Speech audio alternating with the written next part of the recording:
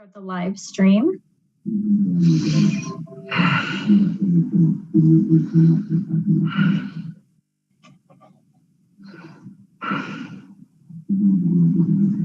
Okay, I will now call to order the study session meeting of April 5th, 2021. Due to the COVID-19 pandemic, this meeting is being held electronically and members of council are participating remotely pursuant to the council's electronic participation policy. Public access to the meeting is available on the Local Government Access Channel 8 for Comcast subscribers, on the city's YouTube channel online, and by telephone using the call-in numbers posted on the meeting agenda. Joanna, will you call the roll, please? Mayor Leidy? Here. Mayor Pro Tem Wilford? Here. Councilmember Witkovich? Here. Councilmember Peterson? Here. Councilmember Downing will be late. Councilmember Brown? Here. Councilmember Goff? Here. Councilmember Duran Malika? Here. Councilmember Escabel? Here. Thank you.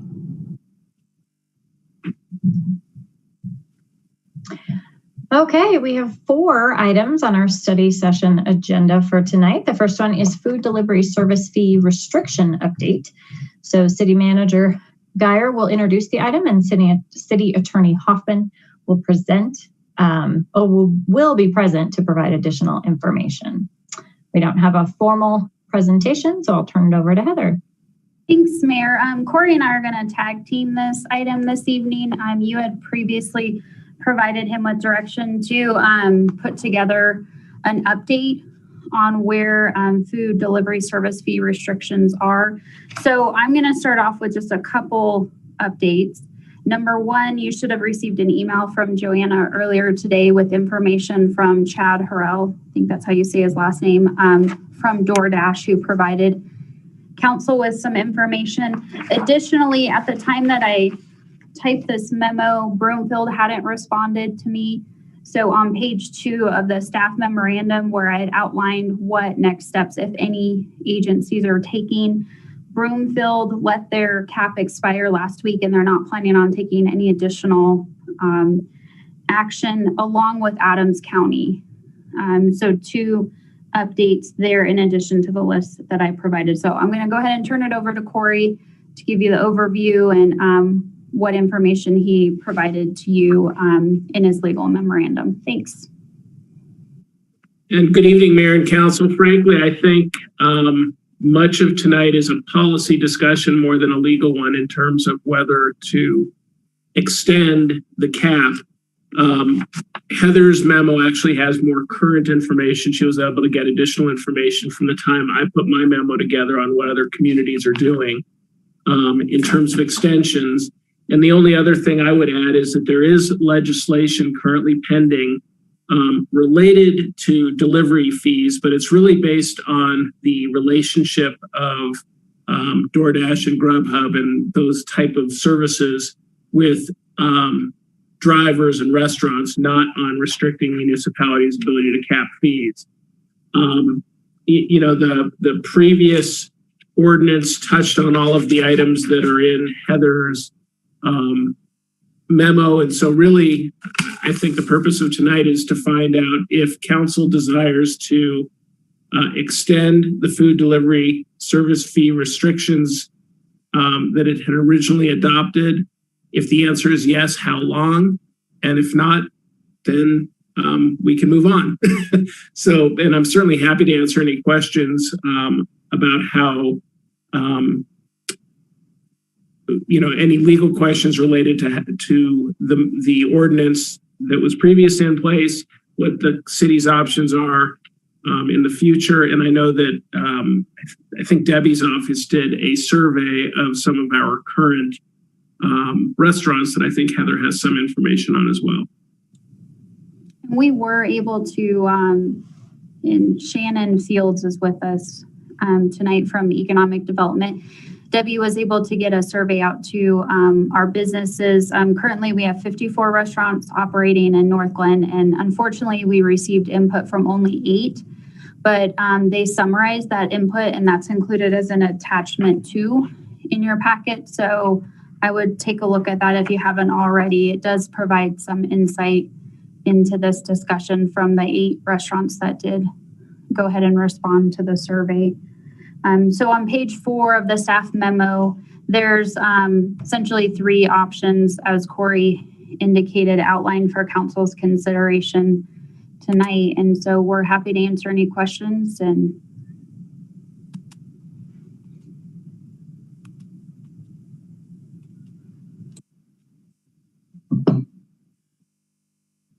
Councilmember Malika. Thank you. I think the survey information is helpful, and I think it is important to note the number of respondents. So not taking it as a full, response from the business community, but I think that, some of the comments in here are really helpful to help just understand, right, the situation and the impact a little bit more. I definitely feel like it's kind of a mixed bag of what some other cities are doing. But one of the ones I think is my favorite is maybe Federal Heights, to be honest with you. And really, what they're saying is that it will be repealed in its entirely once indoor capacity restrictions imposed by the state have been terminated. And I feel like I like the way that goes, just because I feel like it is really kind of just dependent on the situation, right? When restaurants are fully able to operate and continue to move forward. But I mean, that's already kind of lifting soon anyway. So maybe that's not, I don't know, but I am a little worried about what if we do see kind of like a resurgence and an upsurge of cases. Like, do we really have to have this whole conversation over again if things start shutting down? What's the way that we could do this so we don't have to worry about this, a month from now if cases start to go up? Go ahead, Corey. I see that your hand's raised. Yeah, Heather and I had precisely that conversation. And I think one option, if council is inclined to do so, is to identify a time frame that the capacity restrictions remain. So, for example, if the capacity restrictions remain at 100% for 90 days, or something like that, then the ordinance would expire. So it gives time in the unfortunate event there is another capacity restriction that's needs to be implemented, that we'd account for that, and it would have to be a continuous time frame of 100%. I like that idea. I think it helps just kind of define a little bit more, and it gives space for restaurants to really, stay open for a period of time before, this could it be expired. So I like those ideas. I'll let others speak. Councilmember Goff. Thank you, Mayor. I have a couple of points, but first I do agree with Councilmember Duran Malika on to somehow tying the expiration of this, if we vote to renew it, to the end of the health orders that are restricting full capacity. And Corey's suggestion about a time limit sounds even better. I mean, the reason we did this in the first place was because restaurants were hurting because of the restrictions, the health restrictions, and it's just an extra set of fees. And from what I have been able to read, like, this is a nationwide problem, and the fees can often be really confusing, and restaurants have very few methods of negotiating with the companies that are doing these kind of delivery systems. So I would support continuing it with the modifications we've mentioned. But the one thing that I did want to ask, and maybe we don't know that yet, but do we have any idea of how many of our Northglenn restaurants actually closed? I know Cinzetti's has reopened, and that's wonderful, but do we know how many have actually just gone away during this pandemic time? I can think of one off the top of my head. Shannon, are you listening to this conversation, and do you know how many restaurants have closed? I can think of Atlanta. Atlanta Bread, definitely. I can pull up a list while this conversation is going on and take a quick glance through it. However, but Atlanta Bread definitely has closed. Jim and Nick's is temporarily closed. We have heard that they plan on reopening late fall. Late fall. Those are the only two off the top of my head, but I will take a quick peek at a list here of closed businesses from the prior year and see if that sparks any other, but those are the two that are on the top of my head. Thanks. Oh, okay, thank you. Councilmember Brown. There it is. I actually agree with Julie. As long as we put restraints around it, what I have seen is that a lot of my favorite restaurants have pulled away from Grubhub, Postmates, and Uber Eats. They won't allow you to go through them to get your food. One example is tequilas. They don't let you go through Grubhub or anybody anymore. So I think that the restaurants may have made their own decisions whether they wanted to continue to be hit with those really big fees or not, you know. I am in agreement of keeping it going, as Julie said, with the changes. Councilmember Peterson. Thanks, Mayor. I really think we should sunset this. It was done for emergency basis.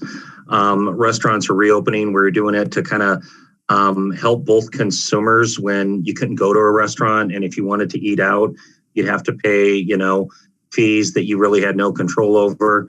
People are moving back into restaurants, and I would be against tying this to a certain percentage of capacity, simply because we did this as an emergency basis. If we let that linger into this indeterminate amount of time for an indeterminate percentage, that gets perilously close, in my opinion, to kind of playing favorites in the market.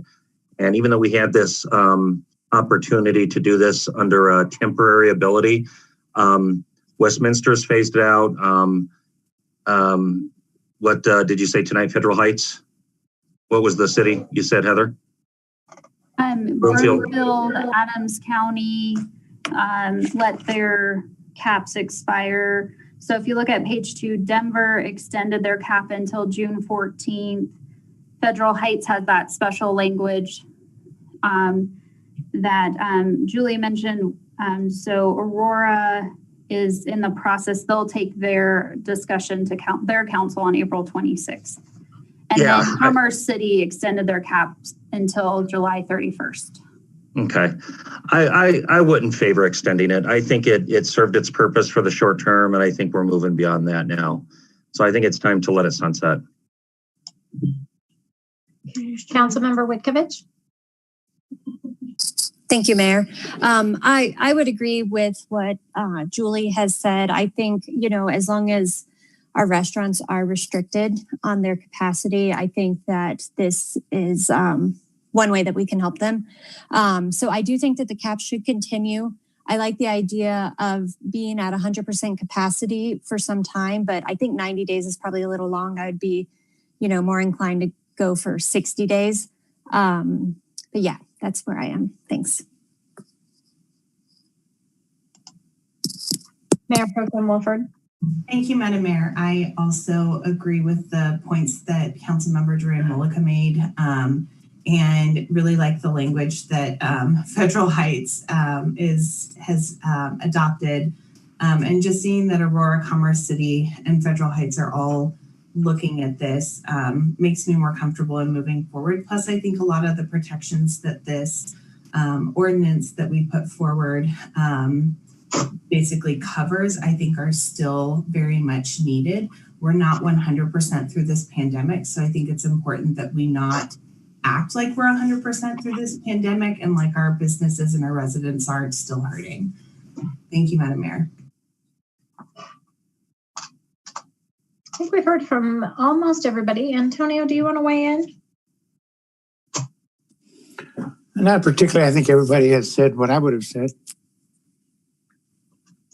So if I'm summarizing correctly, because I have heard some consensus, I think Councilmember Peterson had a different perspective, but that it sounds like there is support for continuing it, but possibly with, so I'm looking at the options presented. It looks like maybe number 2 of in the staff memo. Yeah, 2 would be the closest to the language from Federal Heights. So 2 has 60 days. So 100% capacity uninterrupted for a period of time such as 60 days. 60 days. Okay. And our emergency ordinance expired on March 31st. So Corey, for council's benefit, would you recommend a new emergency ordinance or just a regular ordinance, which would take 2 readings? You're muted. Muted. Maybe I'm just being hopeful that I won't be virtual for much longer. I would recommend an emergency to make this would allow it to go into effect on the 12th, which is next Monday. We could get it on the agenda, and it would be effective immediately as opposed to being effective sometime in early May.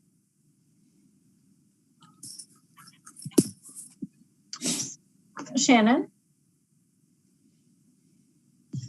I just wanted to update you guys. There were a few more restaurants that did close. So we did have Atlanta Bread, Cinnebox, Asian Buffet, and then Periodic Brewing did close as well. They're more of a brewery. And then, of course, Jim and Nick's is temporarily closed. So I just wanted to give you that update. Thank you. So, I don't know. I mean, it seems like we have consensus to move forward with a new temporary one, an emergency order. Do we want to talk through is it 60 days after restaurants are at 100% capacity? Is that what that says? Or is it one or the other? Like one would be after. So I'll just read the language for the public's benefit. Move forward with a new temporary fee cap with an expiration date after restaurants have been at 100% capacity, uninterrupted for some period of time, such as 60 days, to avoid issues with potential surge and shift backwards in restrictions. So it would have to be, our restaurants would be operating at 100% capacity for 60 days uninterrupted. So say we get 10 days in, and there's a backwards movement in terms of restriction, then it would cancel that out. Does that make sense? Okay. So, yeah, I mean, I 60 days seems like a long time after. I don't know if would 30 be appropriate or not, but is that something council wants to hash out now? Councilmember Escobar? Thank you, Mayor. I favor the Federal Heights language and no days. Just when we're back to normal, then we're back to normal, and it's terminated, it expires. That way we don't have to keep coming back in 60 days or 90 days or 322 days. It's expired. I like the Federal Heights language as well. Is that problematic, Corey? It's not problematic at all. It's just if it expires and there is a surge, it would take new legislation. The language in number 2 would not require the council to come back and make any future decision. It would be the minute we hit 60 days, for example, or 30 days, whatever the number is, where the dial had not changed and it was uninterrupted full capacity, the ordinance would automatically expire.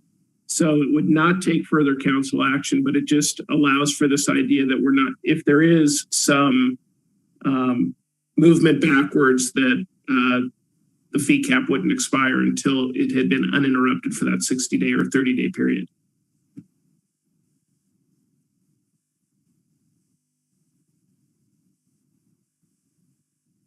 Okay. Councilmember Malika? Yeah, I'm not sure where others are at with this. I would be okay with a 30-day window. And again, just giving those, small businesses room to breathe a little bit and get their feet underneath them as they continue to rebound. I like the 30-day suggestion. Okay. Councilmember Brown? I think that Julie is probably the best COVID expert we have on our council. So I think she's closest to the situation. So my thing is that I would follow Julie's lead. If Julie says 30 days is good enough, then I would follow Julie's lead. If she wants 60, I'm good with 60. I just feel that she has her finger on the pulse of it, knows what's going on, and I'll just follow her lead. Is anyone not okay with 30 days? Councilmember Goff? No, I wasn't really going to make an argument about the amount of days. It does, it seems to me, and I'm not a health expert, but that in 30 days, we ought to have a pretty clear idea about whether or not cases are going up or down, or that kind of thing. So I do think I'd rather have some kind of extension time after 100% capacity is achieved, just because the way we've seen this pandemic go so far, there have been ups and downs and surges and that kind of thing. So I think some amount of time afterward, and if 30 days is it, that's fine with me.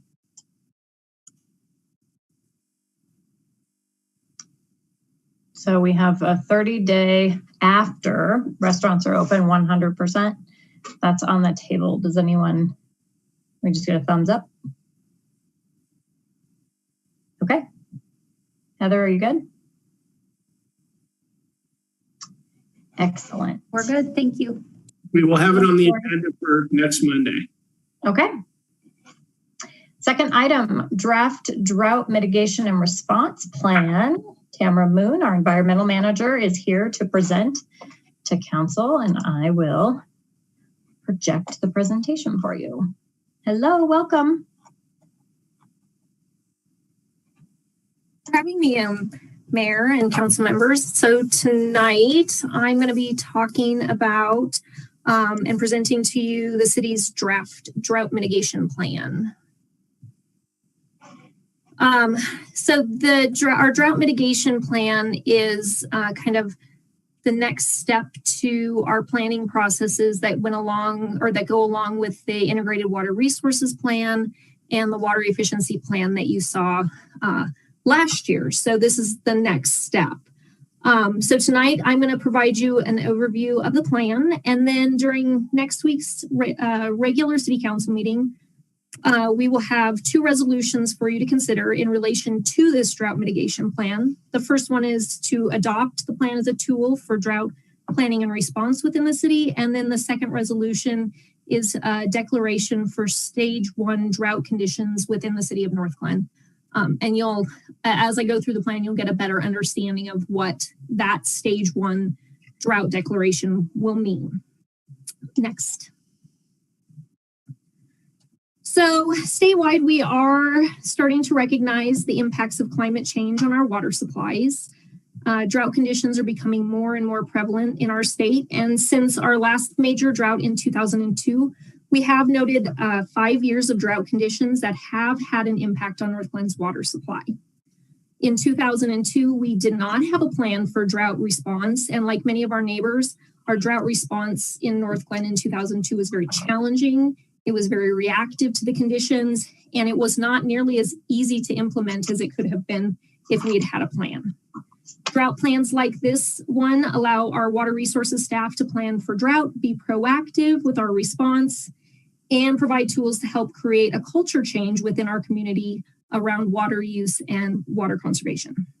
Next slide. So the purpose of a drought plan, drought plans are used by many municipalities along the Front Range. They're a great tool to allow us to model conditions, prepare ahead of time for drought response, and have a consistent response to drought. So we're not guessing every time we end up in a drought condition and in drought conditions about how we're going to respond and what that looks like. These plans are data-driven and create drought response stages and actions for each stage of drought, and help guide staff through planning and drought response for now and in the future. Additionally, drought response plans that are submitted to the Colorado Water Conservation Board allow the city to access grant and loan funds for drought mitigation activities and the installation of water-wise infrastructure. Next slide. So how do we forecast drought and water supply? There are a variety of tools that we use for drought forecasting. Next slide. So the first tool that we use and that we follow very closely is the Drought Monitor. This you've seen this map before, and this is a really helpful map for us. This statewide specific tool allows us to understand what drought conditions are occurring locally and throughout the state. Next. The next tool that we use is the U.S. Seasonal Drought Outlook. So this gives us a better understanding of what drought looks like throughout the country. And it may seem like that's not important, but what happens west of the Continental Divide and the demands that are placed on the Colorado River and some of our other river basins by other states does have an impact of the water supply that is available to us. So this is actually very important for us to continue to look at not only what happens in Colorado, but what happens in our neighboring states. Next slide, please. So this is really where we start getting into the stuff that's important, really, really important for us. Snowpack and snow water equivalent is obviously one of those tools that and one of those items that we look at very, very closely. We start watching snowpack in November, December, and we focus on the snowtail sites at Loveland Basin and on Berthoud Pass. And watching snowpack really gives us an understanding of how much water we will have available once runoff starts and the snow starts melting in the spring for us to store in Stanley Lake during the summer. So this snowpack map is a little bit old. We put it in here before the big snowstorm a couple weeks ago, but the black line that you see there, that dark black line, that is our current snowpack. And the green line in the middle is the average snowpack. So we are watching this very, very closely. We're obviously we're quite a bit lower than average. And so that concerns us. Next slide, please. The next item, the next tool that we utilize and indicator that we follow very closely when we're planning for drought is Stanley Lake storage. Obviously, this is very critical for us to monitor because if our storage is low in Stanley Lake, that definitely means that we don't have the water available for our residents to use for drinking and irrigating their lawns and that sort of thing. So on this graph, the green line at the bottom, that thick green line that's very short, is our water supply in Stanley Lake through February. And we are a month behind in our water supply monitoring our water supply. We're a month behind. So this is the most recent data that we have. We have 4,327 acre feet of water in Stanley Lake, and the maximum amount of storage that we have generally in Stanley Lake is about 7,000 acre feet. So right now we're really low, and the thicker gray line in that graph is the average 10-year average storage. So this is a really drastic difference. We are very, very low in our storage. And despite having a really great snow event a couple weeks ago, we didn't make much of a dent in our storage supplies. So this is something that we're really watching closely. We're hoping for some good spring storms here through April or some good rain events in April and May. But right now, our storage is looking pretty bleak. Next slide, please. So to help us better respond to what is likely to be a drought year here in Colorado this year, staff has began drafting this drought mitigation and response plan. The plan builds on the planning efforts that we started with the Integrated Water Resource Plan and the Water Efficiency Plan. The plan was developed in conjunction with other departments in the city. So this wasn't just water resources. We worked with parks, planning, economic development, code enforcement. This was a full citywide effort in creating this drought mitigation plan. And we wanted to make sure that this was a plan that was practical to implement and that really reflected how we can respond as a city to drought conditions. This plan is also very similar to plans that are used by our neighboring communities. It uses a predictive model to determine the peak Stanley Lake storage for the year, which occurs in June. And then using our understanding of the current and predicted storage condition, we've created 4 drought stages and specific responses to each action. And it's also important to note that these drought stages match up with the drought surcharge rates in the municipal code. And we thought that was very important so that we could also use this tool to guide when we had to implement those drought stages. Next slide, please. So our awesome new water resources analyst, John Crawford, created a really great predictive model that allowed us to determine the likelihood for different stages and what different storage levels in Stanley Lake would mean for us as far as drought response. So this graph used that great model and created these 5 different levels of drought. We have normal conditions up at the top. That normal condition is basically between 6,000 and 7,000 acre feet. That's when Stanley Lake is full. We're not going to take any drought response measures. We're going to ask residents to continue to conserve and do all the things they normally do, but we're not worried about our storage and our water supply in that first normal stage.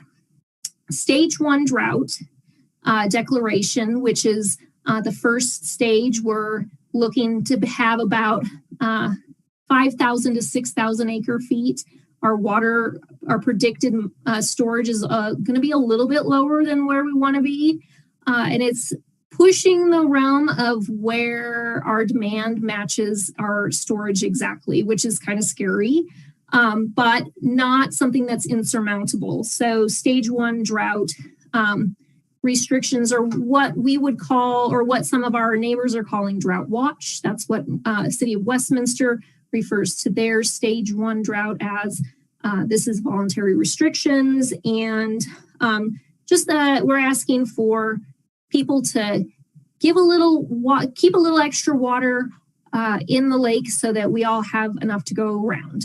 Stage 2 drought restrictions is when our storage is is just getting a little bit lower there in that 5,000 to 4,000 acre feet area. This is where we are looking at having some amount of shortage for our water supply.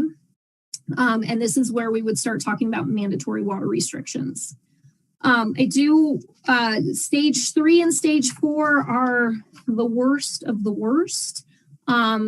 They reflect multi-year droughts, more than 2 or 3 drought years in a row. We have significant shortage in water supply in Stanley Lake. With stage 3, we're going to ask people to eliminate all of their outdoor water activities altogether. No watering their lawns. They can water their trees, but we don't want them, we don't want folks doing a lot of outdoor watering activities. And then stage 4 drought, that is emergency conditions. And that's why we are calling that stage emergency rationing. This would be if we had a water quality issue in Stanley Lake and we couldn't utilize Stanley Lake, or there was some sort of infrastructure issue that caused us to not be able to use water from Stanley Lake or get water to our treatment facility as efficiently as we normally do. This is the worst of the worst. And I want to note that as we progress through this presentation, that stage 3 and stage 4 drought conditions have pretty drastic response actions. And they're going to seem really uncomfortable. And we've had long discussions as staff about the responses during those drought stages. But it's important to note that in our history, of providing water for our residents. We have never been in stage 3 and stage 4 drought, and that they really actually represent the very serious conditions in our water supply and with our watershed. So I wouldn't anticipate ever being in those conditions, but it's good to have a plan if we are. Next. Thank you. So this slide, this is based on the model that John created.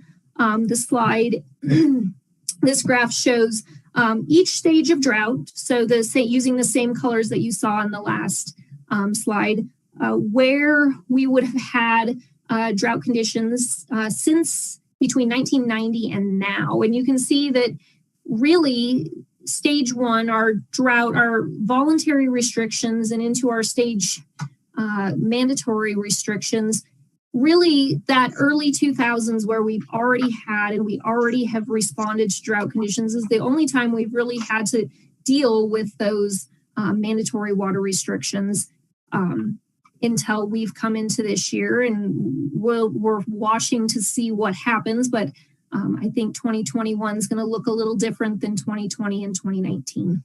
Next slide, please. So as staff was considering response actions for each drought stages, we also felt that it was helpful to prioritize water use activities within the city. Obviously, our number one water use priority is for health and sanitation, and that includes making sure everybody has water to drink and can cook and take showers, and that we have plenty of water for fighting fires within the city. And we really used input from all staff on what these priorities are and how we implement these priorities going through each stage of the drought response. And we do want to note that it was important for us, especially as we get into stage 3 and stage 4 drought, to recognize that our public spaces like parks are really important for the well-being of our community. And so there's some consideration towards how we manage irrigation during stage 3 and stage 4 drought to make sure that our big parks, our Northwest Open Space, E.B. Raines Park, those places where we have a lot of community members spending time and that are really a valuable asset to the community, are continue to be maintained and are still a place people want to go. So next slide, please. So now I'm going to start talking about these stage drought responses. I'm going to try not to go into too much detail on these. So next slide, please. So stage 1 drought responses are voluntary restrictions. And as I said before, this is really kind of the same thing when you hear City of Westminster has declared drought watch in their community. That's what this is for us. This is, we've got some concerns that our water supply is going to be short. And so we're going to start asking residents to take some actions on their own to cut back on their water use. This stage is really all about communication and education. We're going to target, we would like to target our outreach towards some of our higher use water users. We're going to ask residents on their own to limit their irrigation to 2 to 3 days a week. And we're going to ask people to kind of hold off on putting in that new lawn or putting in those fancy landscape designs that they might have been thinking about. From the city perspective, we really want to be the leaders in how we respond to drought and really be very public facing with our response, because that is a comment that we get frequently from our residents in water resources, that is that, why are you asking us to take these steps, but we don't see the city taking those same steps. So we are working with our Parks Department, and they have said that it would be a very simple task for us in our city parks to reduce overall, and our city facilities to reduce our water use by about 10%. And at this point in time, they're also going to start making plans for 40 and 90% reductions should the conditions within the state or within the city of Northglenn's water supply continue to worsen. Stage 2, next slide, please. So stage 2, this is where we were at in 2002. These are the standard mandatory restrictions that we've seen before and that we've talked about before. Limiting number of days of outdoor irrigation on lawns, 2 to 3 days a week. We would not allow new lawns to be installed. We would start applying drought surcharges to utility bills based on the rates that are in the municipal code, and then the city would apply for an emergency substitute water supply plan to use some of our unchanged water shares to give us a little bit of a bump in the water supply we have available. Next slide, please. From the actions of those are kind of that first slide were the actions that we would ask for our residents to take.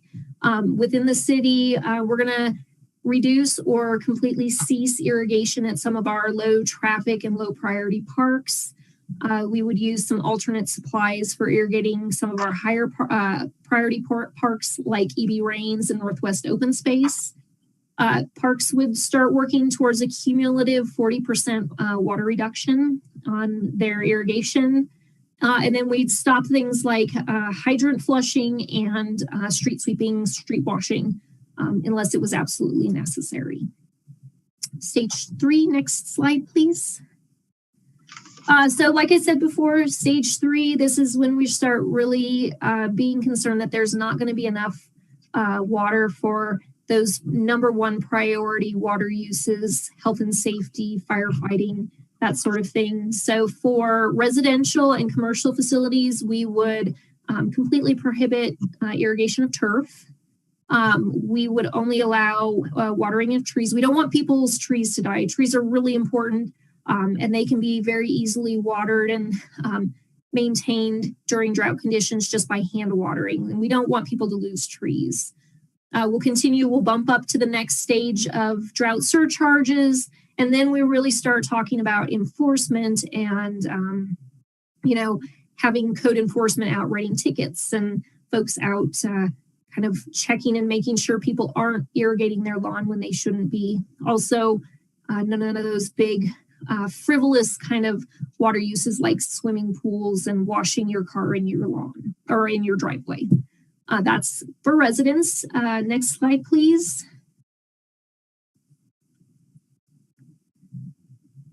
So for the city, the actions that staff is going to take and that will be applied to city facilities, we will have that emergency substitute water supply plan. We're going to continue to use alternative sources of water supply for irrigating the parks, and the high priority parks or the high use parks really take priority. No turf irrigation at non-park facilities. So at City Hall, at maintenance and operations, the lawn there, we wouldn't water the lawn there. And then that's where we're asking for a 90% cumulative reduction in water use at parks.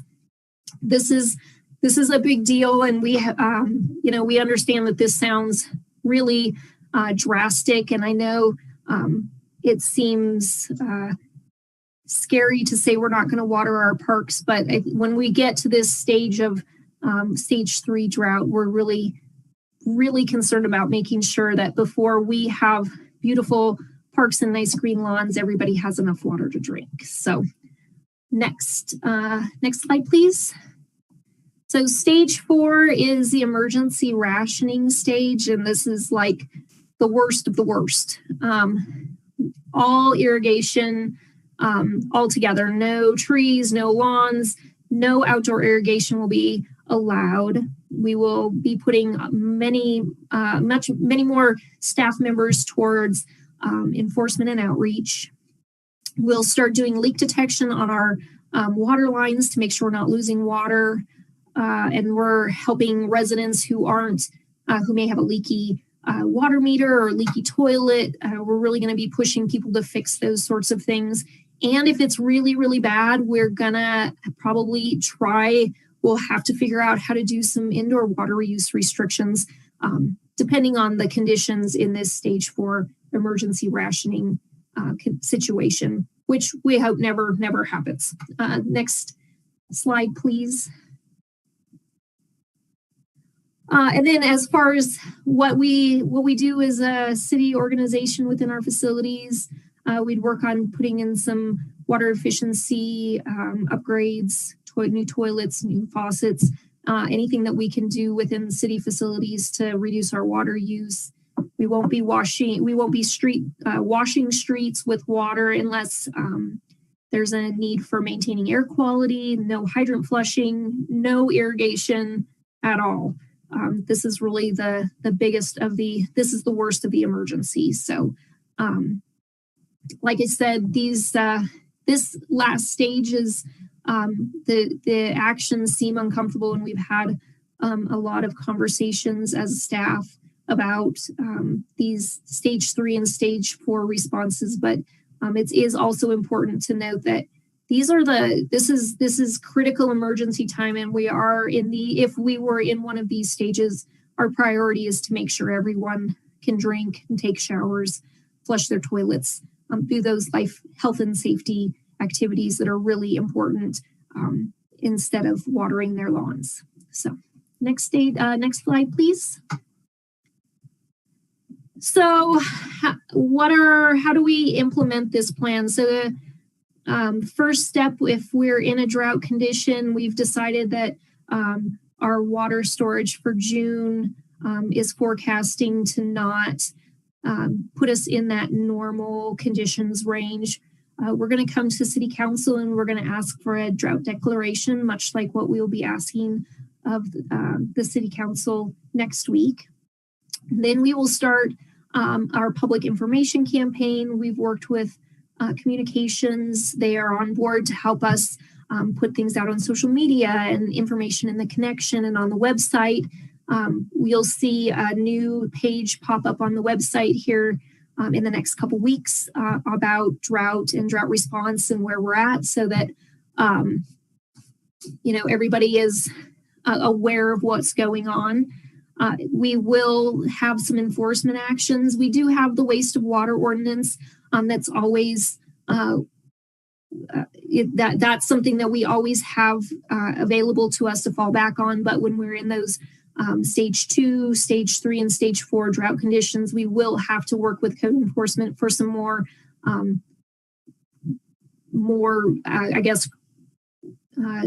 strict response and enforcement to our water restrictions. Then we also need to make sure that we're working closely with our water plant. In 2002, we had some unintended consequences to our treatment process in the way that we implemented our 2-day-a-week watering. And so it's really important for us as we're going through and implementing a drought stage response that we consider our treatment processes and how those activities impact their operations as well. For us in water resources, it's also very important for us as a city and as an organization to be the leader in what this conservation or what our conservation activities look like. That's why we brought in the Parks Department. We're working with facilities. We're talking about helping plant new xeriscape gardens and looking at how we can help parks fund more efficient sprinkler heads, and they are on board with those reductions that we've suggested in the plan. First, those 3 stages of mandatory restrictions. So that's very important to us. And then finally, those drought surcharges are really important for us maintaining revenue, a steady revenue stream within the city during drought conditions. When people don't use water and their water bills go down, that does have an impact on the revenue available for water and wastewater enterprise funds. So that's something that we definitely need to take into consideration as we're implementing drought restrictions and declaring different stages of drought in the city. Next slide, please. So next steps, I mentioned this at the beginning of my presentation. Next week at the regular council session, we will be bringing a resolution to City Council for adopting the drought mitigation plan that has been presented this evening, so that we can go ahead and begin using it as a tool. And we'd also like to submit it to the Colorado Water Conservation Board so that we can start accessing some of those grant funding opportunities that are available, grants and loans for water conservation and drought mitigation activities. Then we'll also be asking for this council to declare a stage 1 drought, which are the voluntary restrictions or that drought watch stage of drought response. As you saw in some of our earlier slides, our snowpack is super low. We are really concerned about our storage in Stanley Lake. And so this is our first step of getting residents to be aware of, there's a concern about water supply, and we want everyone to kind of work together to help us make sure that we have enough water for everybody to go around. So we'll be asking for council to declare that stage 1 drought response. And then finally, we will be submitting this drought mitigation plan to the state through the Colorado Water Conservation Board. So that's where we're at. Does anyone have questions for me?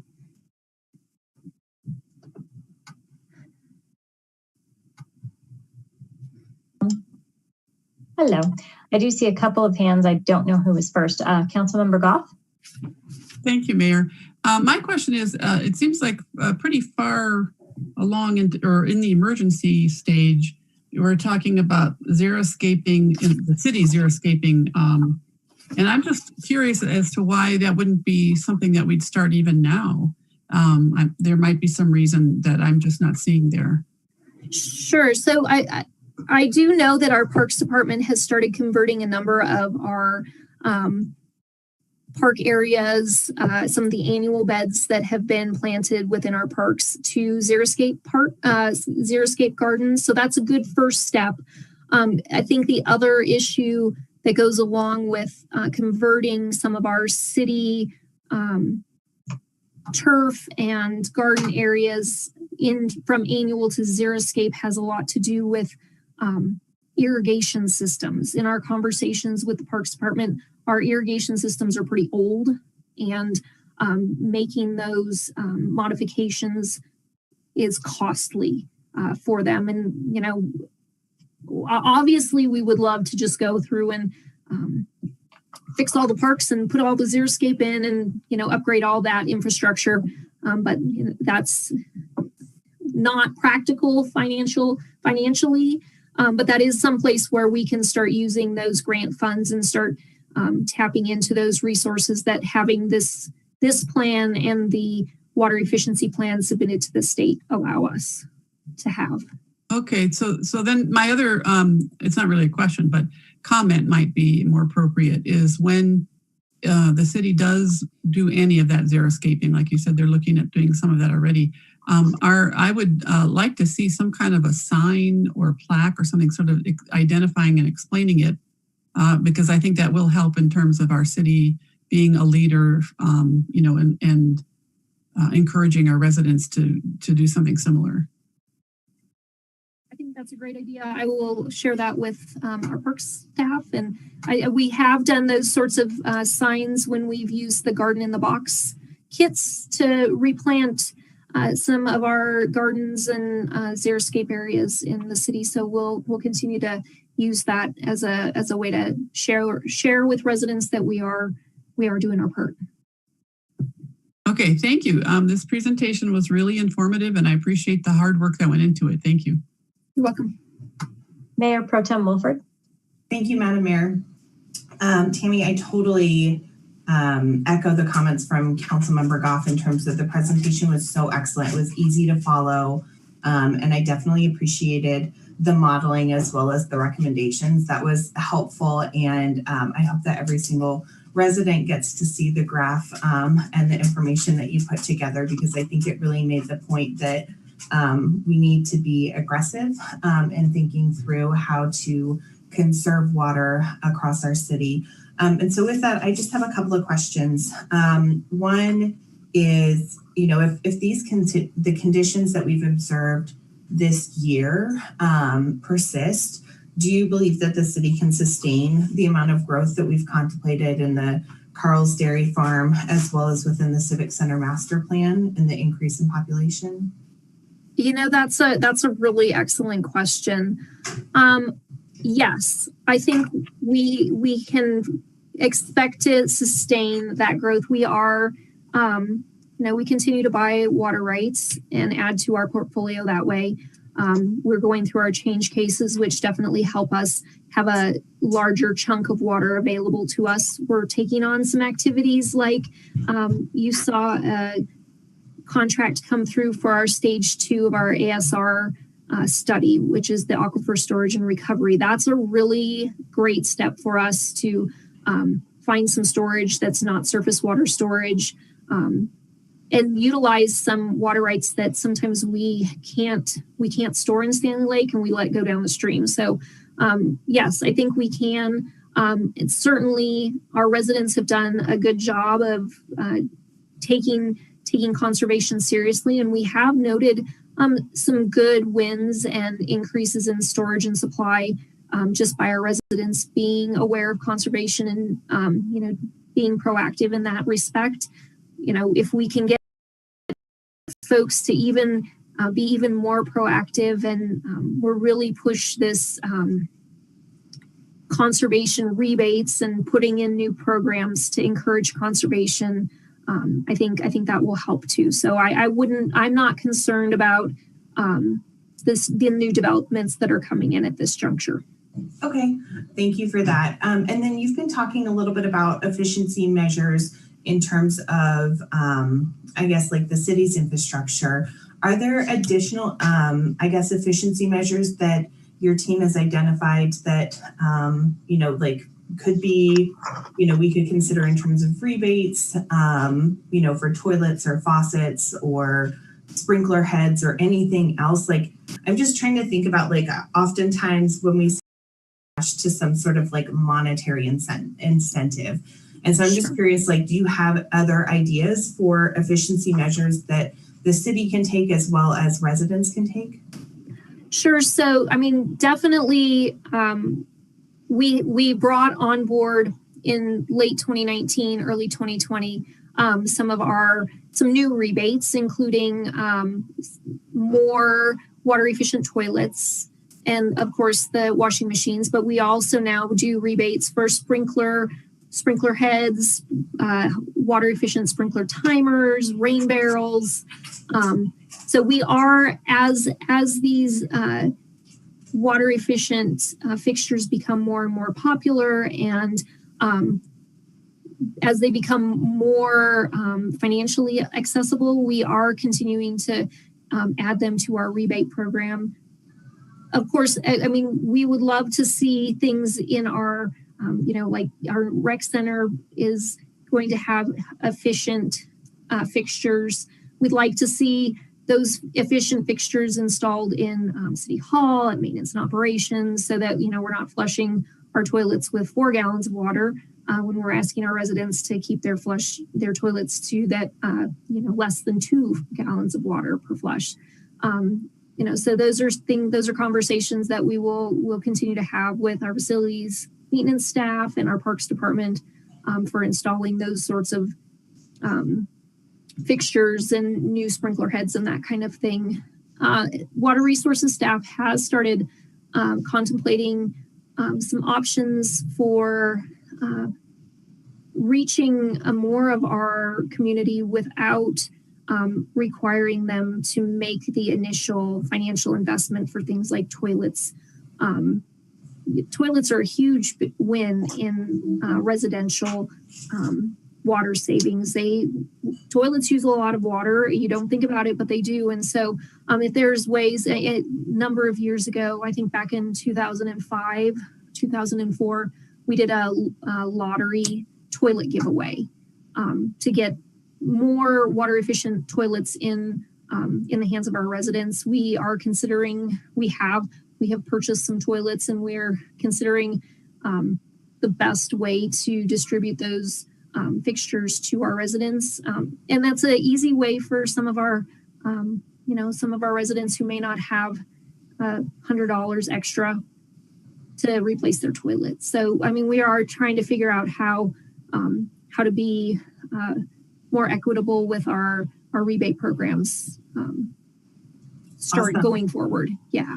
That's awesome. I can imagine that the marketing campaign around a toilet lottery would be a lot of fun. That's a great idea. Yeah. I guess I just have two other questions, and then obviously I'm sure other council members have questions as well.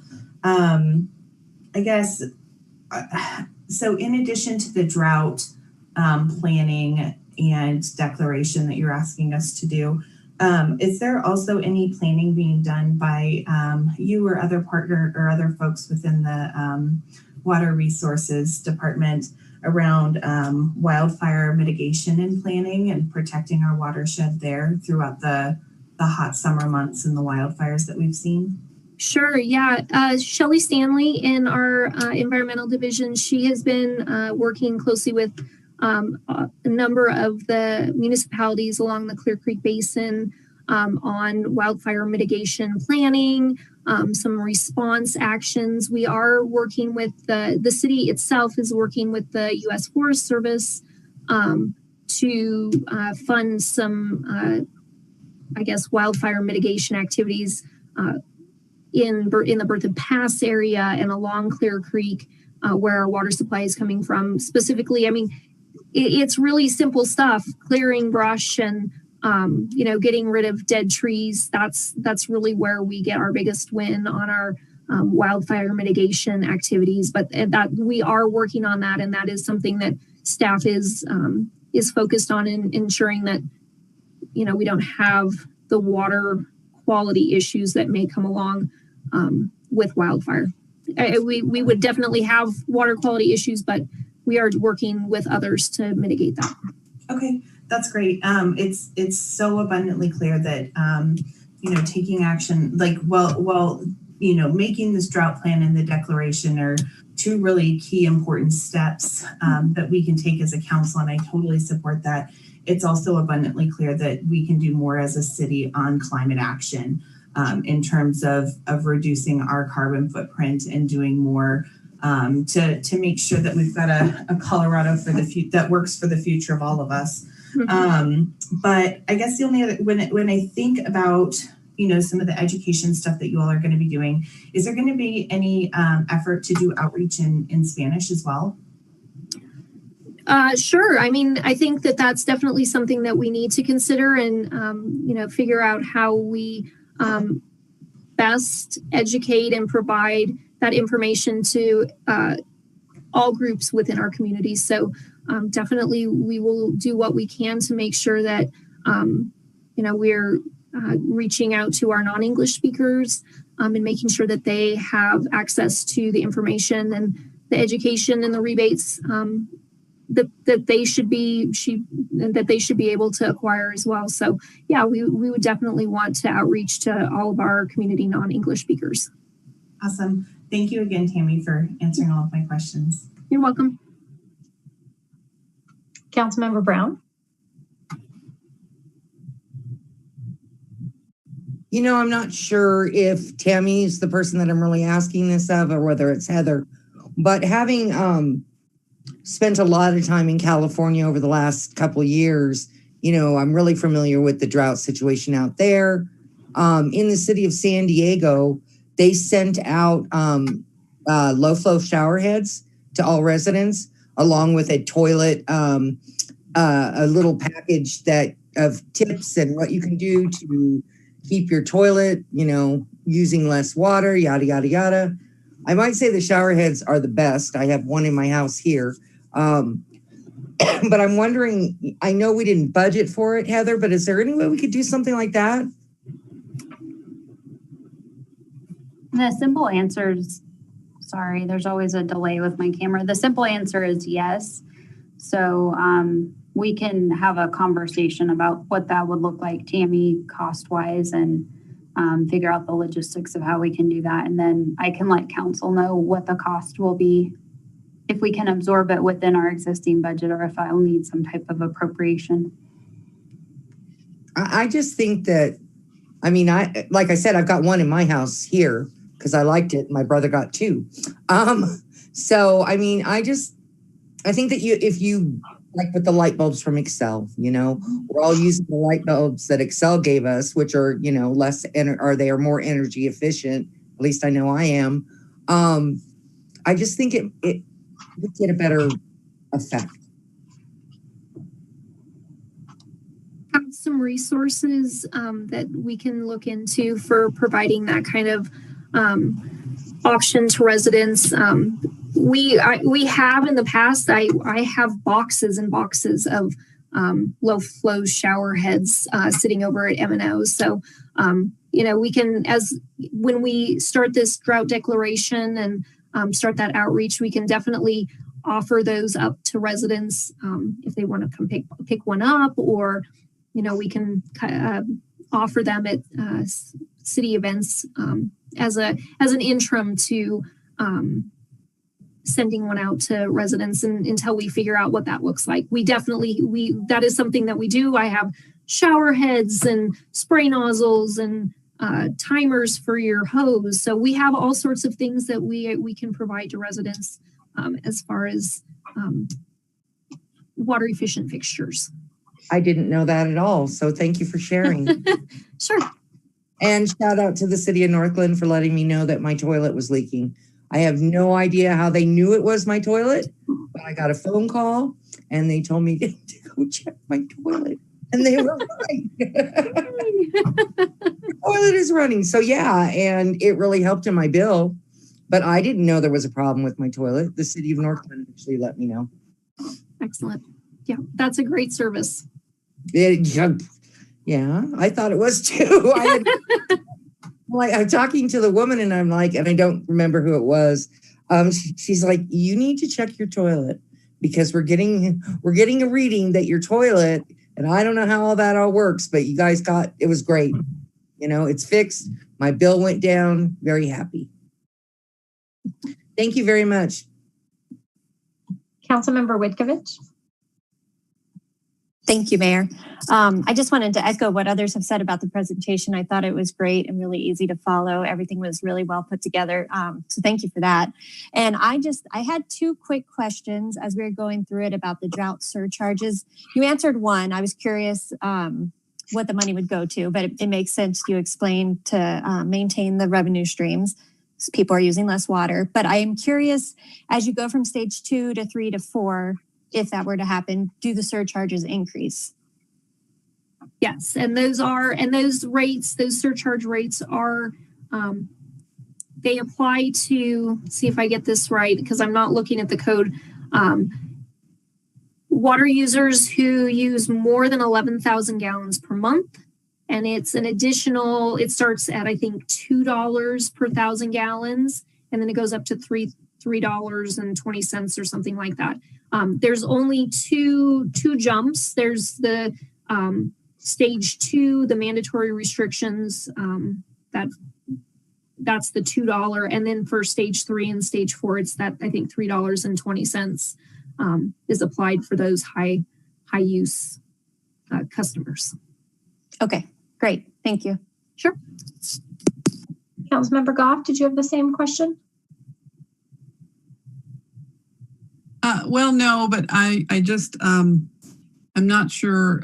Let's see if I can remember, because I think I decided we could ask it later. Well, I think the thing is, I really do like Councilmember Brown's ideas about the water reducing shower heads and anything like that we could give to residents who, to encourage them. But I guess I would kind of hesitate to just sending them out to everybody because some people already have them.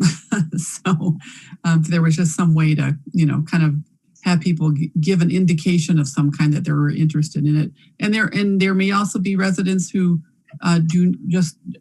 don't even have the means or the knowledge to install them. I mean, so if there was some kind of follow up even with that for, I don't know, seniors or people with some kind of a disability or something, that we could have a service that would install them, that would be, I think that would be real helpful. Councilmember Malika? Oh, I was going to say we'll work with Heather and Corey Hoffman to figure out how we do that. I want to make sure we're not overstepping our bounds going into folks' house. So we'll figure that out and come up with a plan that we can present to council on that. Councilmember Malika? I'm just laughing because I got this image of like Tamara like pounding in a door and like, change your shower head.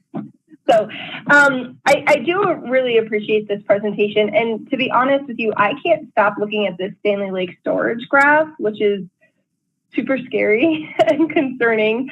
And so one of the things that I'm thinking about here, and you know, it's kind of come up in this conversation, is just the overall impact of this kind of drought education, drought work that, you know, the city could be doing. Overall, I think, you know, this is just like a wake-up call, I think, for everybody throughout our city. And honestly, I feel like we just need a culture shift. The way that our culture has, you know, embraced excess use of water. And I mean, I feel like it starts with us. It starts with our city. And I would really like to see, you know, our city be able to do, honestly, a ridiculous amount of education about drought. What does it mean for us? What does it mean for our community? Because it affects all of us equally. I'd like to see Parks and Rec really be aggressive with, you know, converting some of our perhaps unused, unneeded extra turf into, you know, drought resistant grasses and, you know, xeriscaping and things like that. I love our parks. I love our parks. I love how beautiful and wide open and green they are. But unfortunately, I think we just have to come and face the reality that, you know, our world is changing, and things aren't getting any better anytime soon that we know of, right? I mean, we're still struggling as a society to try and figure out how to address, you know, climate change and implement climate policy. We have no handle on our transportation system whatsoever. So, I mean, there's a lot of work that we need to do as a society, but, you know, we do need to prepare that things are going to continually get worse for a period of time. And so how do we start that culture shift now? How do we lead that in our community? That's what I would like to see a plan around as well is, you know, how do we be more aggressive, I think, with our education and really just, and I think it touches everything, right? We have those beautification awards, which are amazing. I love how much work people put into their community and into their lot. And I love that. You know, should we highlight people who use less water more? And I know we already do some of that, but I mean, how do we like entirely start a culture shift in this city when it comes to water usage? Because I feel like that is what is needed from this council right now. So I appreciate this work. I think the data that you guys pulled together is amazing. I love the modeling. It's great work. I like the recommendations, but I would like to see how our city could be more aggressive on that front end of the curve when it comes to preparing for, you know, more drought conditions across the Front Range. That's great. We will definitely work on that, and you know, that's something I think our water resources staff is very focused on, and you know, you'll start seeing more education come down the road for our residents, and you know, definitely we'll start looking at what we can do internally as well. So to piggyback a little bit on what Julie just said, I feel like we're the choir, right? And we're preaching to the choir. We know this. The people in this grid, we know this. And for a little context, I'm coming off of a road trip where I left Northglenn, I left Colorado, and I stumbled upon some communities that are very different from ours. And it led me to really do some thinking around values and belief systems and how hard they are to change. And so it makes me really worried because I don't know how much control we actually have. And so I completely agree with what Julie just said, and that, yes, we need to lead it. And yes, we can do it. I have full faith in that. But I do think it's gonna require some crazy innovation and some out of the box thinking, because this, when I look, I'm currently looking at the stage 2 slide, and it's making me think about the code enforcement conversation that I had. I'm thinking, how do we regulate this? How do we get people? Because we have residents right now, shouting from the rooftops that speeding tickets don't change driving habits. So is code enforcement going to change water use? I don't know. And so I think it leads me with a big, big question, because we can put the restrictions in place. We can start ticketing. I don't know how you enforce it. And so there is an education piece, but we can have a booth at a festival and we can hand out light bulbs and all the things, and people will take them and throw them away, or they take them and they put them on a shelf and they forget about them. It does create the urgency of changing people's values and beliefs. And I don't know how to do that. So I think it's like a deeper root cause. We can do some of these surface level pieces, but we are at crisis mode. I mean, the statistics are frightening. The charts that you presented, super informative, but I don't even know the total today. We might have 6 people watching today's council meeting. So how do we get this information forward in a way that's actually going to change behavior?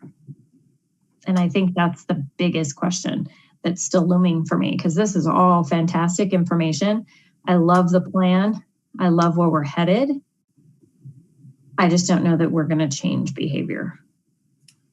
And that's definitely, I think, a legitimate concern, and one that we've heard from our neighboring communities and communities in other states where, Arizona, Nevada, folks that we've been in workshops with on drought planning. And it's really a difficult culture shift to make. And so we're going to try and do as many creative things and hopefully, start making that gentle culture shift. It's not going to happen overnight, certainly. Catherine. Yeah, I was just going to follow up on what the mayor said. I mean, it is a puzzle. It's a challenge. I just think that it's possible too to look back, if we have records or some way of doing that, on what was successful or not so successful in 2002. And I know you said Northglenn didn't have a plan. We weren't really prepared for it. But I do remember, I was living in Denver at that time. And I do remember the shifts that people were expected to make were so visible in the city turning off water to all their fountains.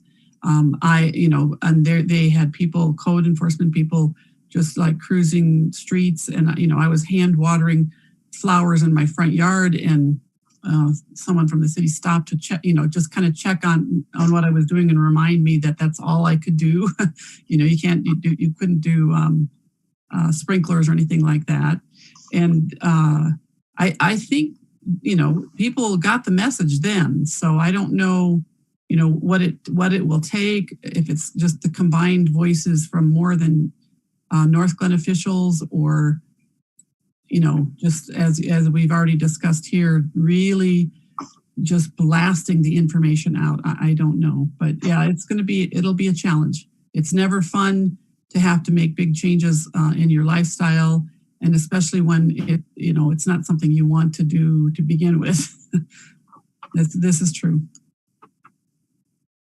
Councilmember Malika. Yeah, I have a quick question. So do we, and I don't think I've seen this before from Northglenn Water specifically, is your water usage compared to other people. Do we have that information somewhere? They do it in Excel, right? They're like, your neighbors use so much more or less power than you, and you are a horrible person. I mean, that's what I feel like it's telling me. So, I mean, do we do bill shaming at Northglenn?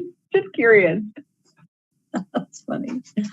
I don't know. I mean, we do your own comparative data, but I just got my Excel report, so I can relate to the bill shaming, as you call it, Councilmember Malika, because I just got mine last week, and you can see the impact of me working at home more than the office with my energy usage. I can talk with Jason and see if our system allows for something like that. I don't know. Do you know, Tammy, off the top of your head? I don't know that it does, but I don't know that it doesn't either. So we can ask.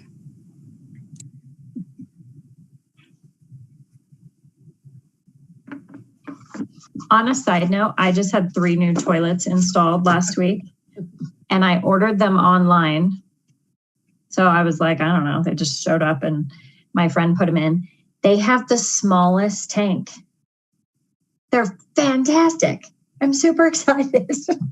And they do make a huge difference, because a leaky toilet is, whoo, it will mess with your bill. So, okay, I have some extra. So I do get excited about new toilets. Do we have any other comments on this topic? Anything, any more feedback for Tamara? Meredith, I can't raise my hand for some reason. Okay. Well, I'd like to just ask a question. Okay. Before we hit the other stages where residents could be hit with a surcharge, does that come back to council just to discuss, or does that just happen because we've hit that level?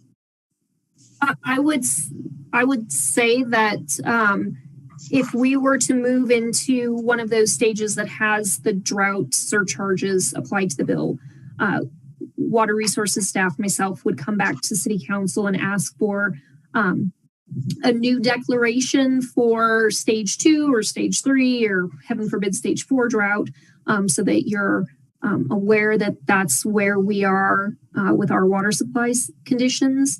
And then also in that declaration, a reminder and information on those drought surcharges, and that these would be applied going forward. Certainly, we wouldn't not want to move forward with more restrictive drought stages without city council's approval and support on that. Okay. And then more on the lines of what Julie was talking about. If there is a way to flag people individually, I think a letter would be nice rather than, maybe in the water bill, because there's a lot of people that don't look at their water bill. They just pay it online, and we have automatic payments and all that good stuff. So I think if there's a way to track, for lack of a better word, the abusers, and a letter goes out, I think would get more of a reaction out of that. Sure, and Becky, that's something that we have definitely considered, and is part of our plan for those stage 2, stage 3, and stage 4 drought response, some outreach to those users in the city that are habitually excessive users, and people that are using 20-30,000 gallons of water every month.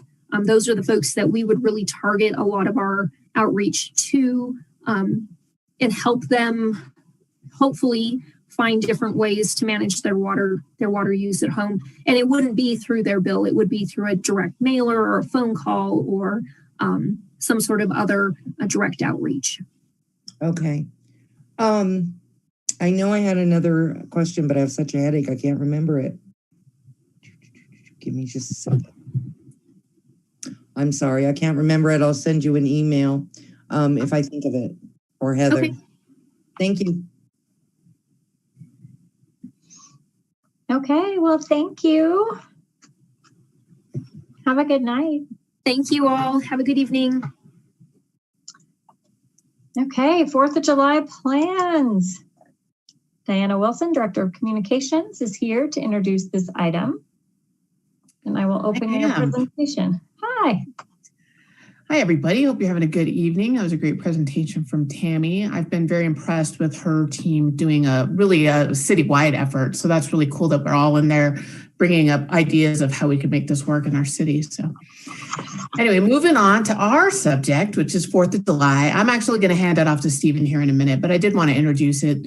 The reason that we're coming back to talk about this is because Heather had a few questions from some of you. So we wanted to let everybody know what exactly we're going to do for the 4th of July. I do want to make sure that I let you know right up front, fireworks is gone. That opportunity has left the building. If we wanted to do fireworks, we would have had an order by now. So I don't want you to get excited and be like, oh, maybe we can do fireworks, because that's not it. So thank you for supporting our event ideas earlier this year. But we went with those ideas and your support of them. So this is really just talking about what we're doing instead and the whys behind those decisions.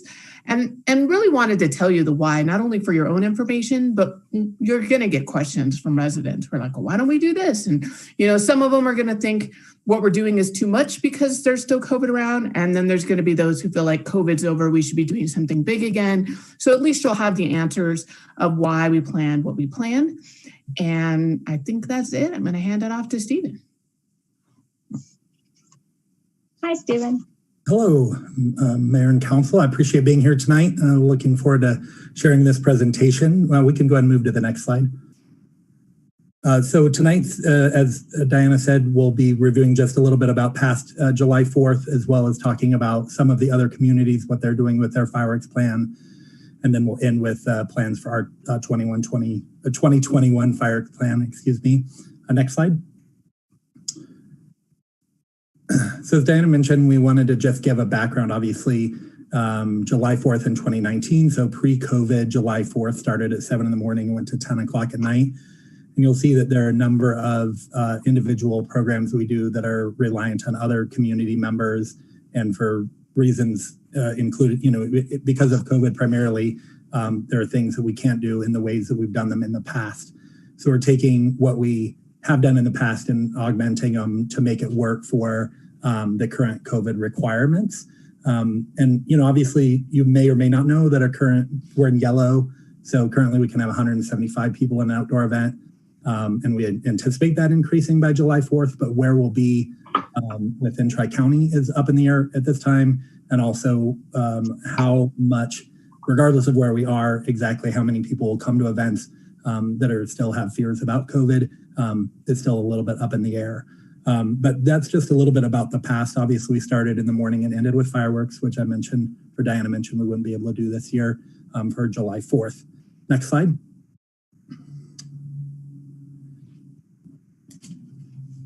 So I kind of jumped ahead a little bit on the slide, but large numbers allowed, still unlikely. We just don't know where we are. Event planners are talking. I mean, it's very, very different. Last year was about, making events much smaller for the limited audiences that we have. This year is about where will we really be by the time we actually plan the event, so that we don't over-program something, even down to stage sizes. I don't want to put a gigantic stage and a big production element out in a park and then only have 175 people able to come, because then you're really inviting more people out than what we can allow. So we're also, by July, we could be doing some larger programming, but so much of the individual elements, like in the 2019, we had seniors do the bake sale. They don't want to be out this year. The pancake breakfast, we work with the Boy Scouts on the pancake breakfast. We just simply can't do that because of what the limitations are with restaurants, that sort of thing. We're not doing alcohol because it's a smaller number, and it wouldn't make sense for the nonprofit to make that fund, and sponsors are more limited. Next slide.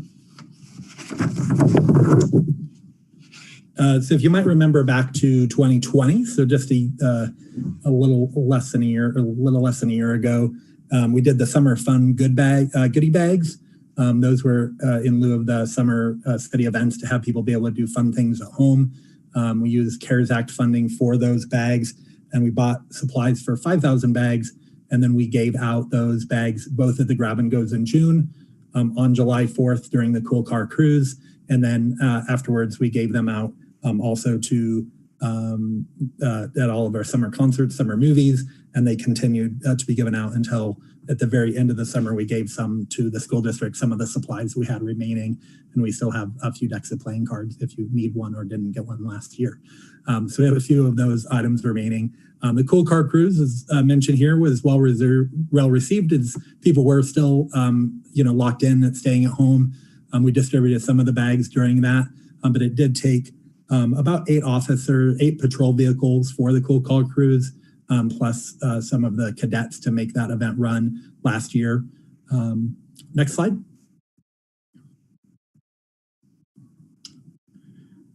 So as you know, you probably came out to some of the Grab and Goes. Actually, I think all of you came to the Grab and Goes at one time or another last year. We had the 3 in June that were prior to July 4th, and then we had the 4 in August with bands and food trucks. We know that those work, so we based the July 4th 2020 planning off of that to plan 4 different events in 4 parks, so 1 in each ward within Northglenn. And again, I'll share kind of the July 4th things towards the end. Let me see here. We do have plenty of funding to do the events in the 4 parks, but we just feel like right now that the cruise was popular during the lockdown, but maybe not as popular. And also thinking about it today, the cruise was limited. The police department requested that we have 25 vehicles or less. So we had about 20 car show vehicles. We do plan to have a car show this year, depending on size of allowed by the dial. We plan to have minimum of 40 to 50 cars at the car show, but if the dial increases, because we'd have 50 cars, which would be 50 car owners, be there, and then the additional number of people. If the dial increases, so we can have more people at the events, we'd have more cars being present, which is really great for the car show owners who want to be out at events. And then we'd have the number of attendees that could walk around and look at the cars as well. Next slide. Another part of tonight's presentation after mine is about fireworks support and police support. So we added this slide in to just talk about the July 4th police support. In a typical calendar year in 2019 and prior to that, there's always a large police presence at our July 4th event. And that is 2 reasons. One, it's helpful to have police there. It's a large crowd in the park. It's limited, but some fights do bring out. But more important than that, it really is needed for emergencies. And unlike other times during the year, and I know I've talked to Chief May about this in the past, in other times of the year, if something happened, a large incident happened in Northglenn, we can draw from officers from other neighboring cities. But because every city plans a July 4th, it's more difficult. So a lot of our officers work on July 4th, either for traffic control for other fireworks shows, for our actual event, or for fireworks mitigation. So that's true every single year. Last year, they provided a large support during the car cruise during the morning, and then they did the heavy enforcement of prohibited fireworks in the evening, similar to what they'll do this year, depending on how the conversation goes later this evening. So if enforcement is still a priority, we're trying to minimize the need of officers at events. 1 to 2 officers per park is primarily community engagement. One of my favorite parts of having officers at any festival is really then it's about community policing. So it's less about arresting someone or things like that. It's more about an officer giving a sticker to a child and that kind of community policing, which I'm just always a gigantic fan of. That's why I love having police at our events. But in this year, we would just need a limited number of officers at these smaller events. They'll have a similar look and feel to the Grab and Goes. So next slide. I know there's some questions. There are some questions about the difference between our show and traditional fireworks. So I wanted to just cover that here as it gives cause for the next slide and some of the relationship of what the other cities are doing. So we've been using proximate fireworks for 15 years or more. When we lost the site, which is the current SCL hospital, that was our previous fireworks shoot site. And we could do traditional fireworks there because it allowed for a fallout zone that worked with traditional fireworks. Proximate fireworks are all made in the United States. They're safer fireworks. So if you've gone down to New Year's Eve on downtown, the fireworks that are shot off the top of the buildings are proximate fireworks. They basically literally could land on top of you, and by the time they get to the ground, they're so small that they won't burn you. As with a traditional fireworks product made in China, primarily made in China, the original fireworks, those are larger pieces of paper and burning incendiary that lands and can set things on fire. And those, when we used to do the event over in Rains Park and over where the SCL hospital, the fireworks, we did always have North Metro Fire in by the houses there to the east of the lake, because we often we had at times set the top of the roofs of houses on fire with our traditional fireworks show. It was pretty small, and we knew that could happen, so we took those precautions, as well as the top of Metro North building. We always had people on top of there. So I don't know if you knew those little bit of secrets, but that was that. So proximate fireworks are an increased cost. They're lower flying fireworks. That's a major difference, from the viewer. And they're almost always set to music because they're just not quite as loud and big as a traditional fireworks show. Next slide.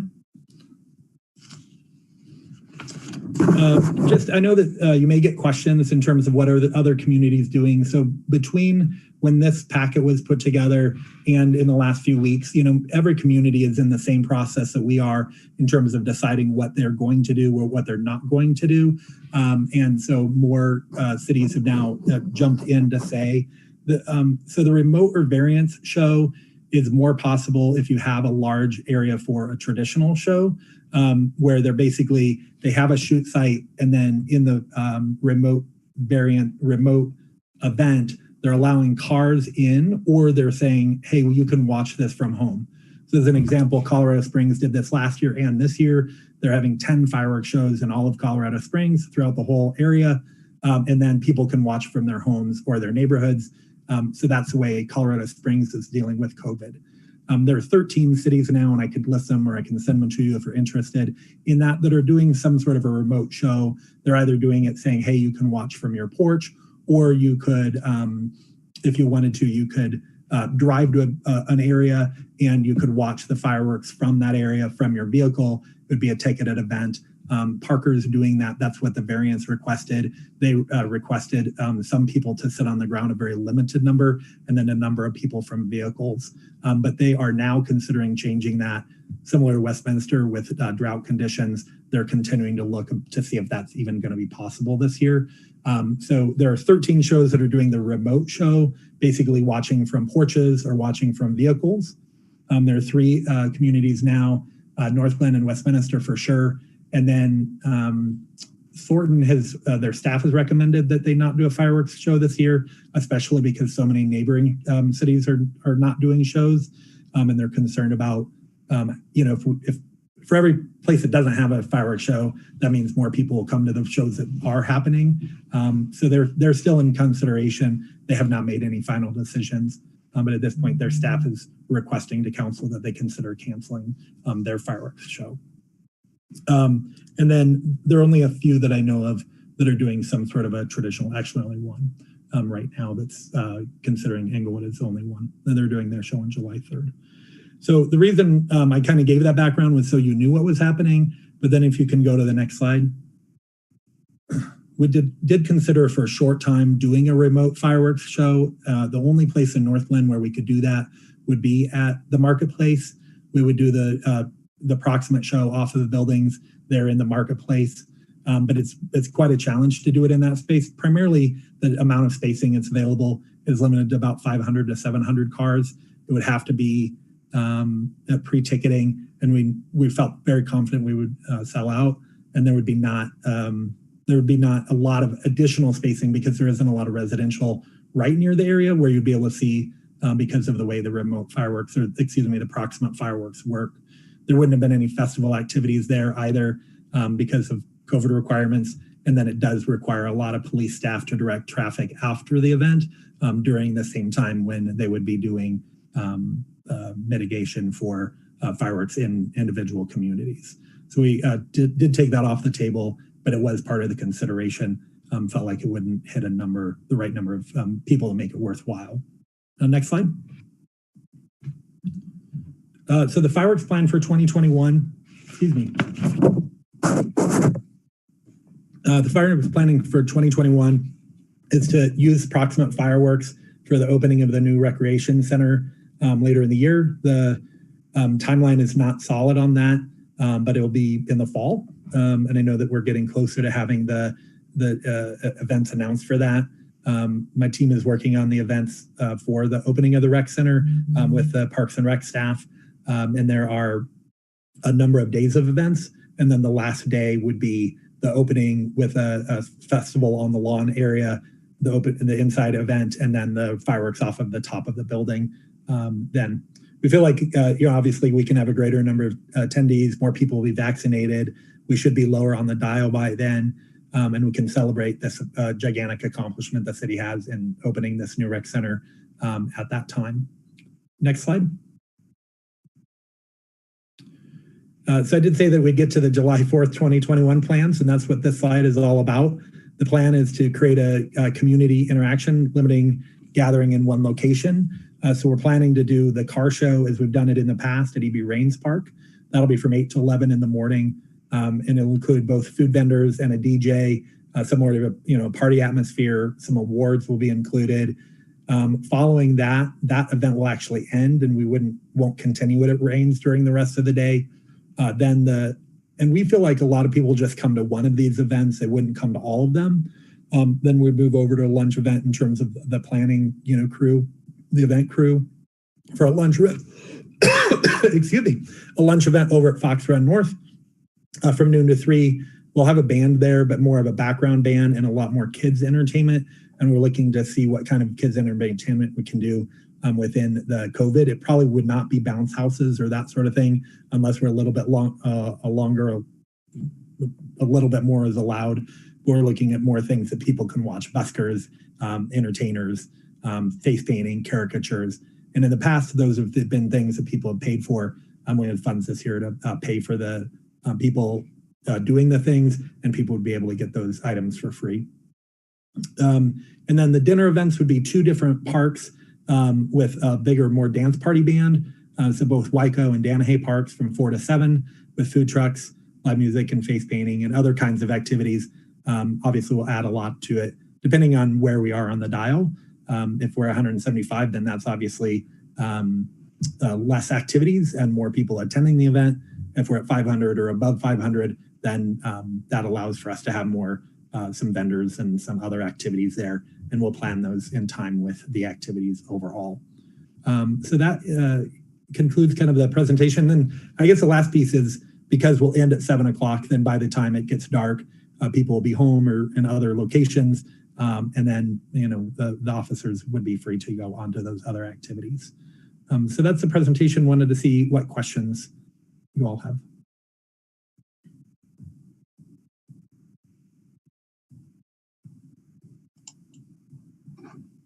Questions or comments for Stephen?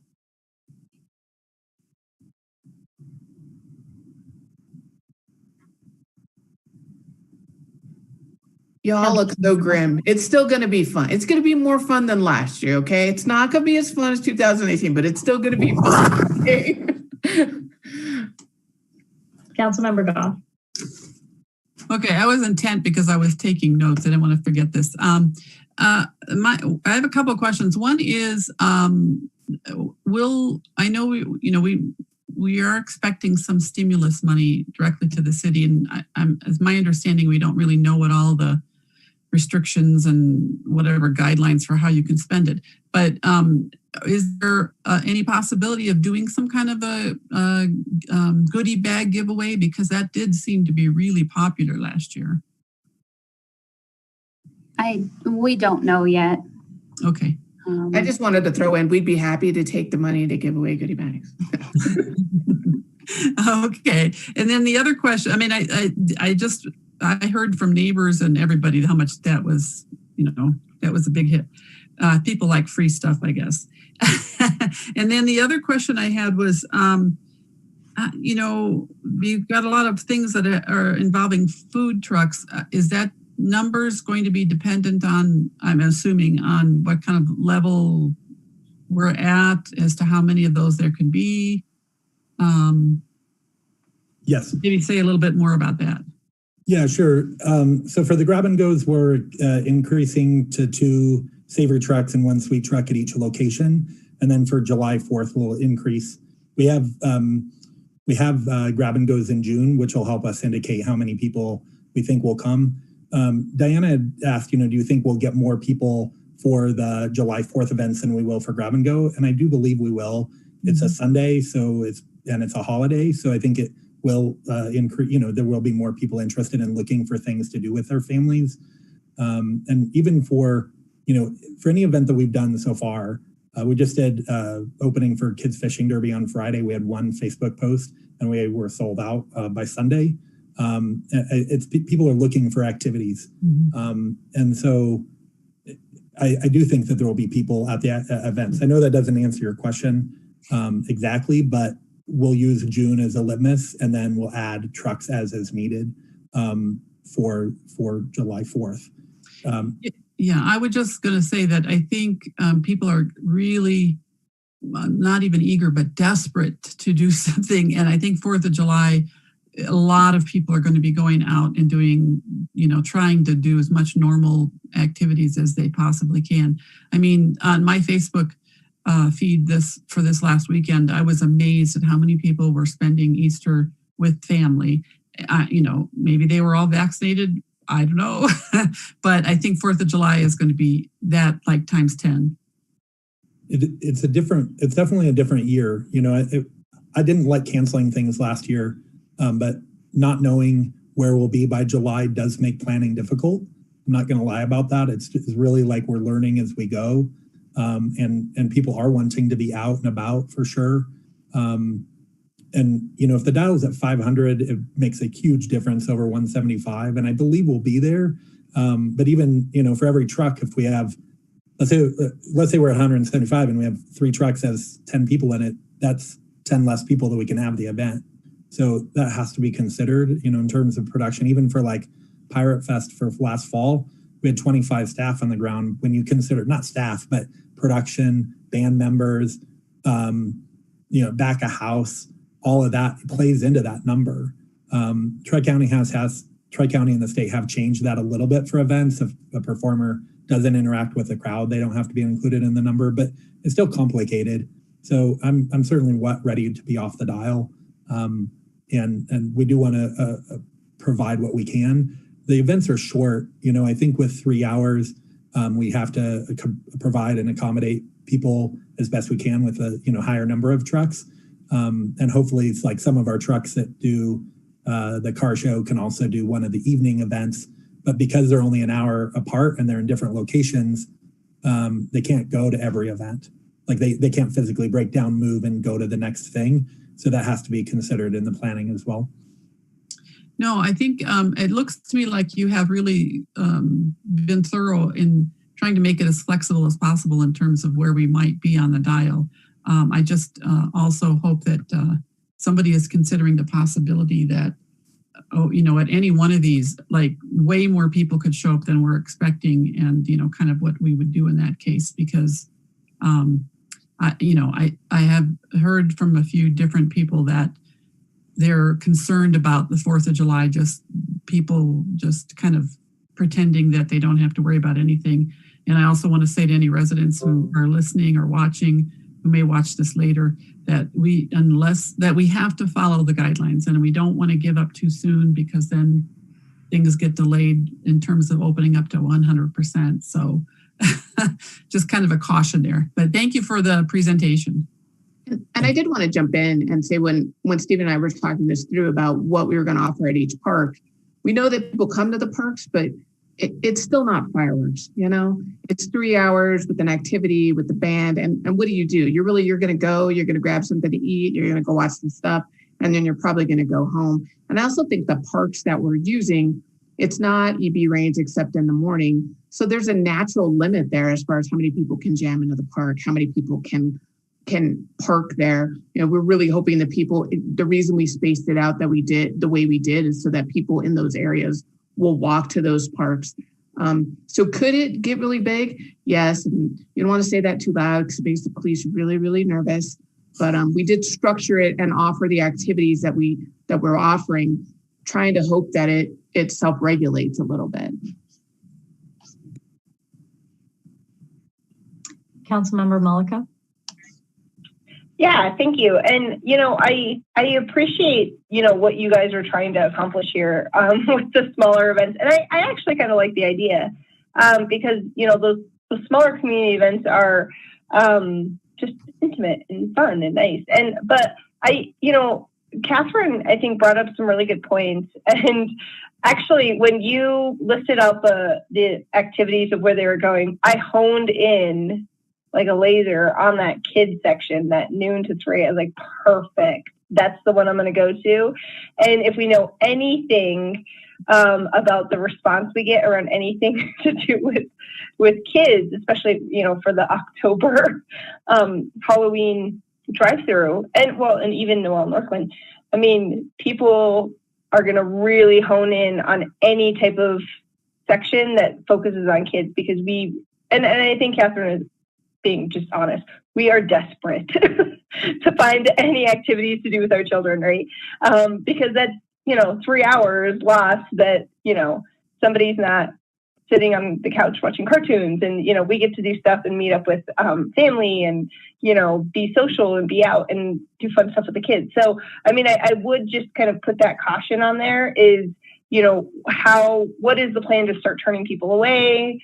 And in some of these parks, what is the impact going to be on neighbors, right? Because a lot of these are neighborhood parks. And so that means people are parking in front of other people's houses and, parking, a couple blocks away. So, I mean, just something to kind of be aware of, because I do think that, folks, I think you're going to get a really good reception because people want to be out. People want to have stuff to do.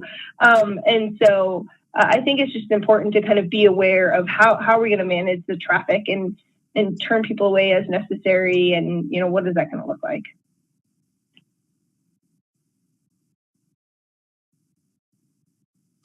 Yeah, I think, I don't know, both of those comments are, making me think about Easter, just like Catherine mentioned, the neighbors behind me, I think they had a good 30 people on their deck, no masks, big family party. And so, again, how do we control that? I like these spread out events. But you're totally right. Like I'm picturing the Fox Run. And if a lot of people show up, it's going to bleed all the way into that neighborhood. And it could be that nobody shows up. I don't know. It could be that it's not enticing enough. If I do like the idea, if we can find the money, the gift bags were appreciated. I think not only the trinkets inside, but those restaurant gift cards were a huge hit. And so to kind of circle back a little bit to the fact that, we've said multiple times that this pandemic season is not over. The impact on our residents has not gone away. If there was a way, I mean, really, I think it was a small number compared to money that we might be able to find in our budget or the new funding that comes our way. It might be worth taking the time to support our businesses and residents in the same way. I don't know how people feel about that, but. Does anybody else want to weigh in on 4th of July?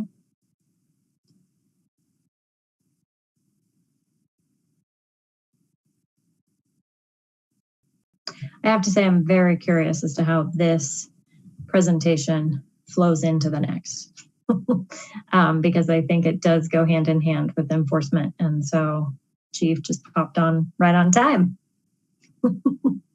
Hello. Good evening. I think Heather's going to kick us off.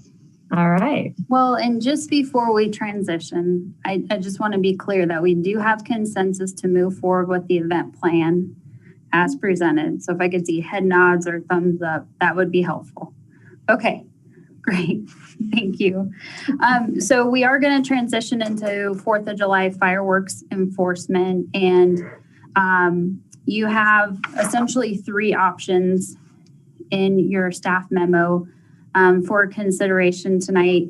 We have Chief May with us. We have Commander Osgood as well as Diana, who will walk us through the presentation. I think it's important for the public who's watching tonight, and as we move forward, as indicated in the staff memo, these options are designed to reduce illegal fireworks use. They're not designed to eliminate all illegal fireworks usage. So I want council to ask questions. I want us to have a really thoughtful conversation tonight, because I want us all to be on the same page going into 4th of July fireworks enforcement. This effort is significant in terms of the staffing required to make any of these 3 options outlined for your consideration happen. So, we always have hindsight 2020 what it is, and lessons learned from 2020, lessons learned from 2019.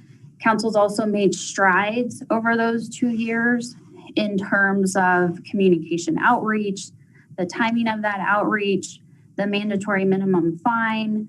I believe Tammy Sutton, our court supervisor, just sent out information on statistics today in terms of the monthly court report. So with all of that said, my goal at the end of this conversation is to have council consensus on a fireworks enforcement strategy.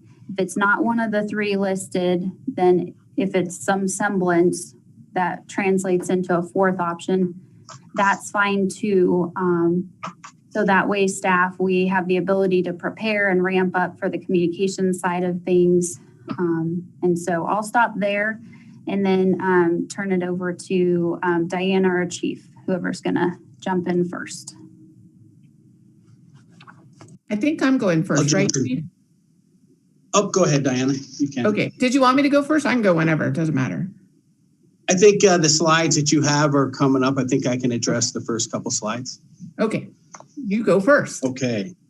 All right. So 2019, you see the stats there in 2020. Then you see that little white line that's separating 2019 and 2020. Well, there was a lot that went on between 2019 and 2020. One of the things that council did was you guys amended our ordinance, our fireworks ordinance, and actually made a Northglenn specific fireworks ordinance. Gave us some additional enforcement opportunities, and that was in the shape of people responsible for that property could be issued a fireworks summons if we weren't able to contact them that night. Also, mandatory minimum fines were also implemented in that. And then Diane and her group came up with a comprehensive communications plan. And then the police department came up with a strategic plan and enforcement plan. And that included 0 tolerance on fireworks.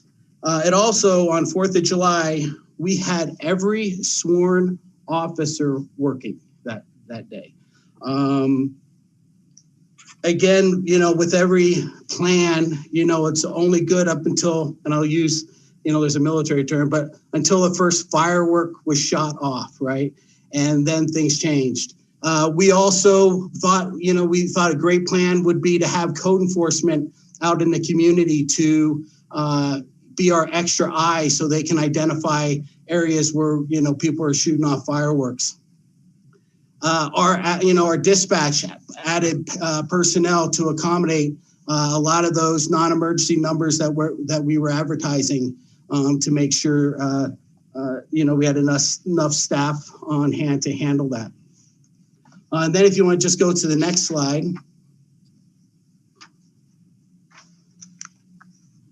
So again, as you saw from the last slide, we increased our calls for service by 100 that night.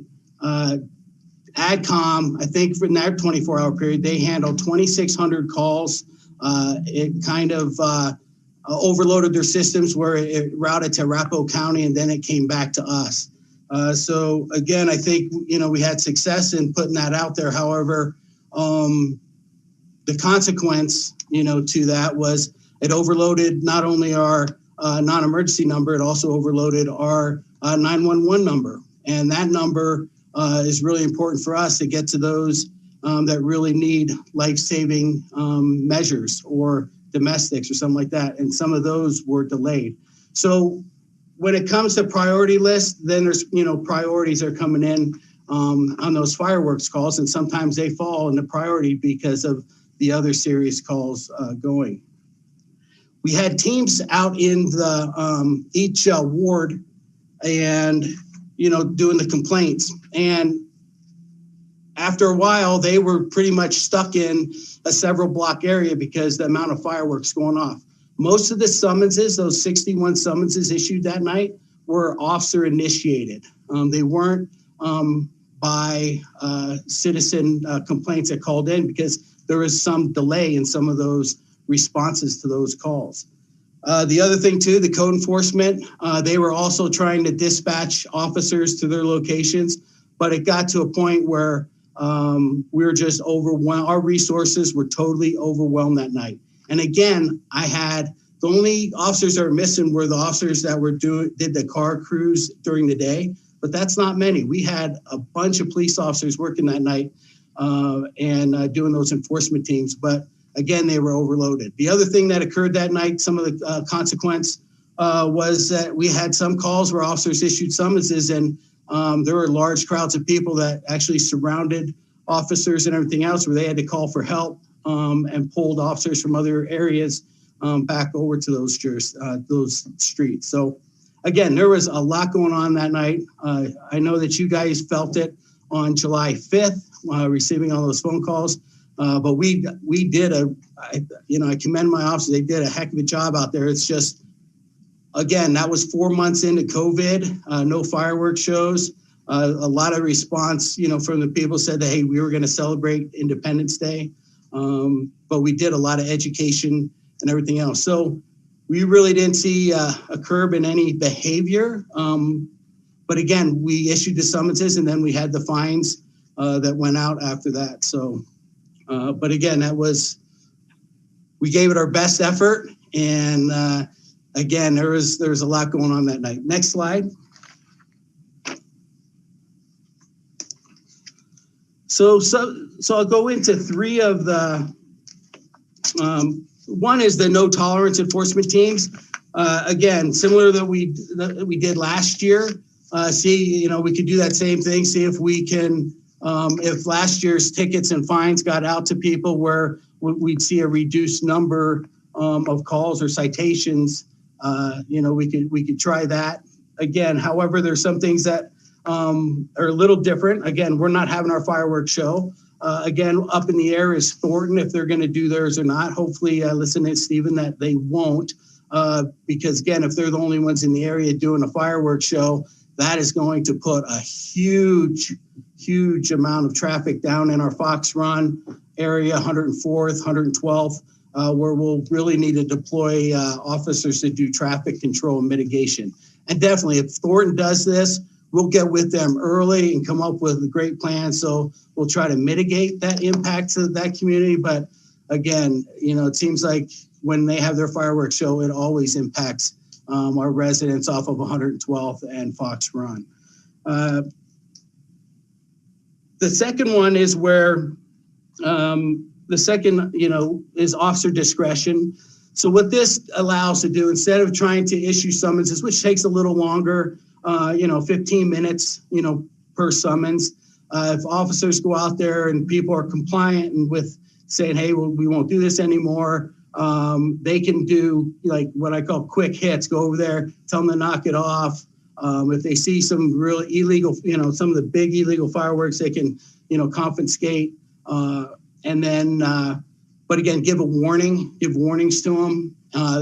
Our ability, maybe we'll be able to contact more people during the night doing that. And then the third one's to increase patrol staffing. And all we're going to do with that one is we're going to try to add as many officers as we can just to the swing shift group and, graveyard. So it's like instead of a 10-hour shift, it'd probably be a 7-hour shift during our busiest times where we just overload that area. So they're responsible for all calls for service.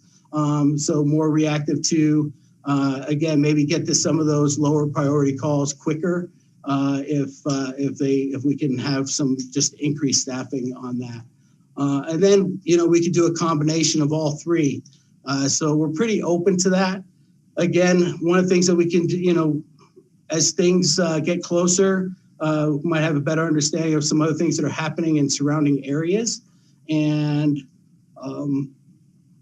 what I'd like to see is we put a lot of effort into really trying to educate those that are shooting off the fireworks, like, the offenders in the communities. I mean, a lot of effort,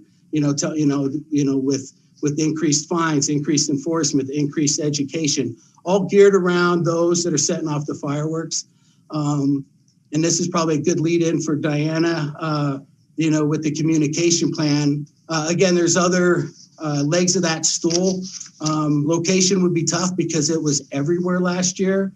But again, those that are really impacted by these fireworks, maybe we can start doing something, education and everything else. Just like the city manager said earlier, there's no way we're going to stop it, right? It's going to happen. People are going to be setting off the fireworks. I feel like I have my finger in the holes, and it's cracking all around me when it goes. And Commander, I didn't work that evening, so I might have to do that with Commander Osgood. He did work that evening, so he saw it firsthand, and he's feeding me numbers and everything else. But again, I think that was the biggest. He never saw it that bad in his almost 30-year career, so it must have been pretty bad. But go ahead, we're going to go communications. Diana, if you go to the next slide, I think Diana can take it from there. All right. So I had just started pretty early in the year when I was asked to do a communications plan for fireworks enforcement, primarily because you guys passed the new fine structure. So per your direction, we hit it really hard and we hit it all year long. So starting in December 2019 through August of this year, we used the connection, we used social media, we used the website, we have yard signs, we did mailers, we did a utility bill insert. It was in the goodie bags, it was mentioned in the letter the mayor sent to every address in combination with COVID stuff. So just a lot of awareness. The honest truth is, I'm not sure we could hit anybody else locally, even if we put in paid advertising, because it's hard to hit paid advertising just to a local population. And obviously other jurisdictions have different rules. So that's what we did last year. If you could go to the next slide. So just a little reminder, in the middle is one of the English-Spanish pieces that we did. Then we had some of the signage. We had a postcard that people could print out and take to their neighbors if they felt like doing that. The PD had a nice flyer that they took to places that were I won't say big offenders, but needed more attention. How's that? Then there's the two sign options that we had. One that's just said straight up, this is illegal, there's a big fine. And then we had a nicer sign. Not only did our code enforcement and police officers put those up themselves, they also gave them to neighborhoods, and we had them available at our city facilities for people to pick up and display in their own yards. So unless you never read a sign and never opened a city publication, you probably knew the rules here and decided to break them anyway. And as we all remember on the news, talking about how fireworks were used across the metro area, it wasn't a very unusual year. But it leads me to what's going to happen this year. Because once again, we don't have a fireworks show, right? And most of our local and around us, it will be reduced, if not eliminated. So what will people do? It's really hard to predict people's behavior, of course, but can we go to the next slide? My recommendations are, if you want to take the same tact of enforcement, that we stay with the same communications plan, which is we're hitting it really hard. We're telling people this is against the rules.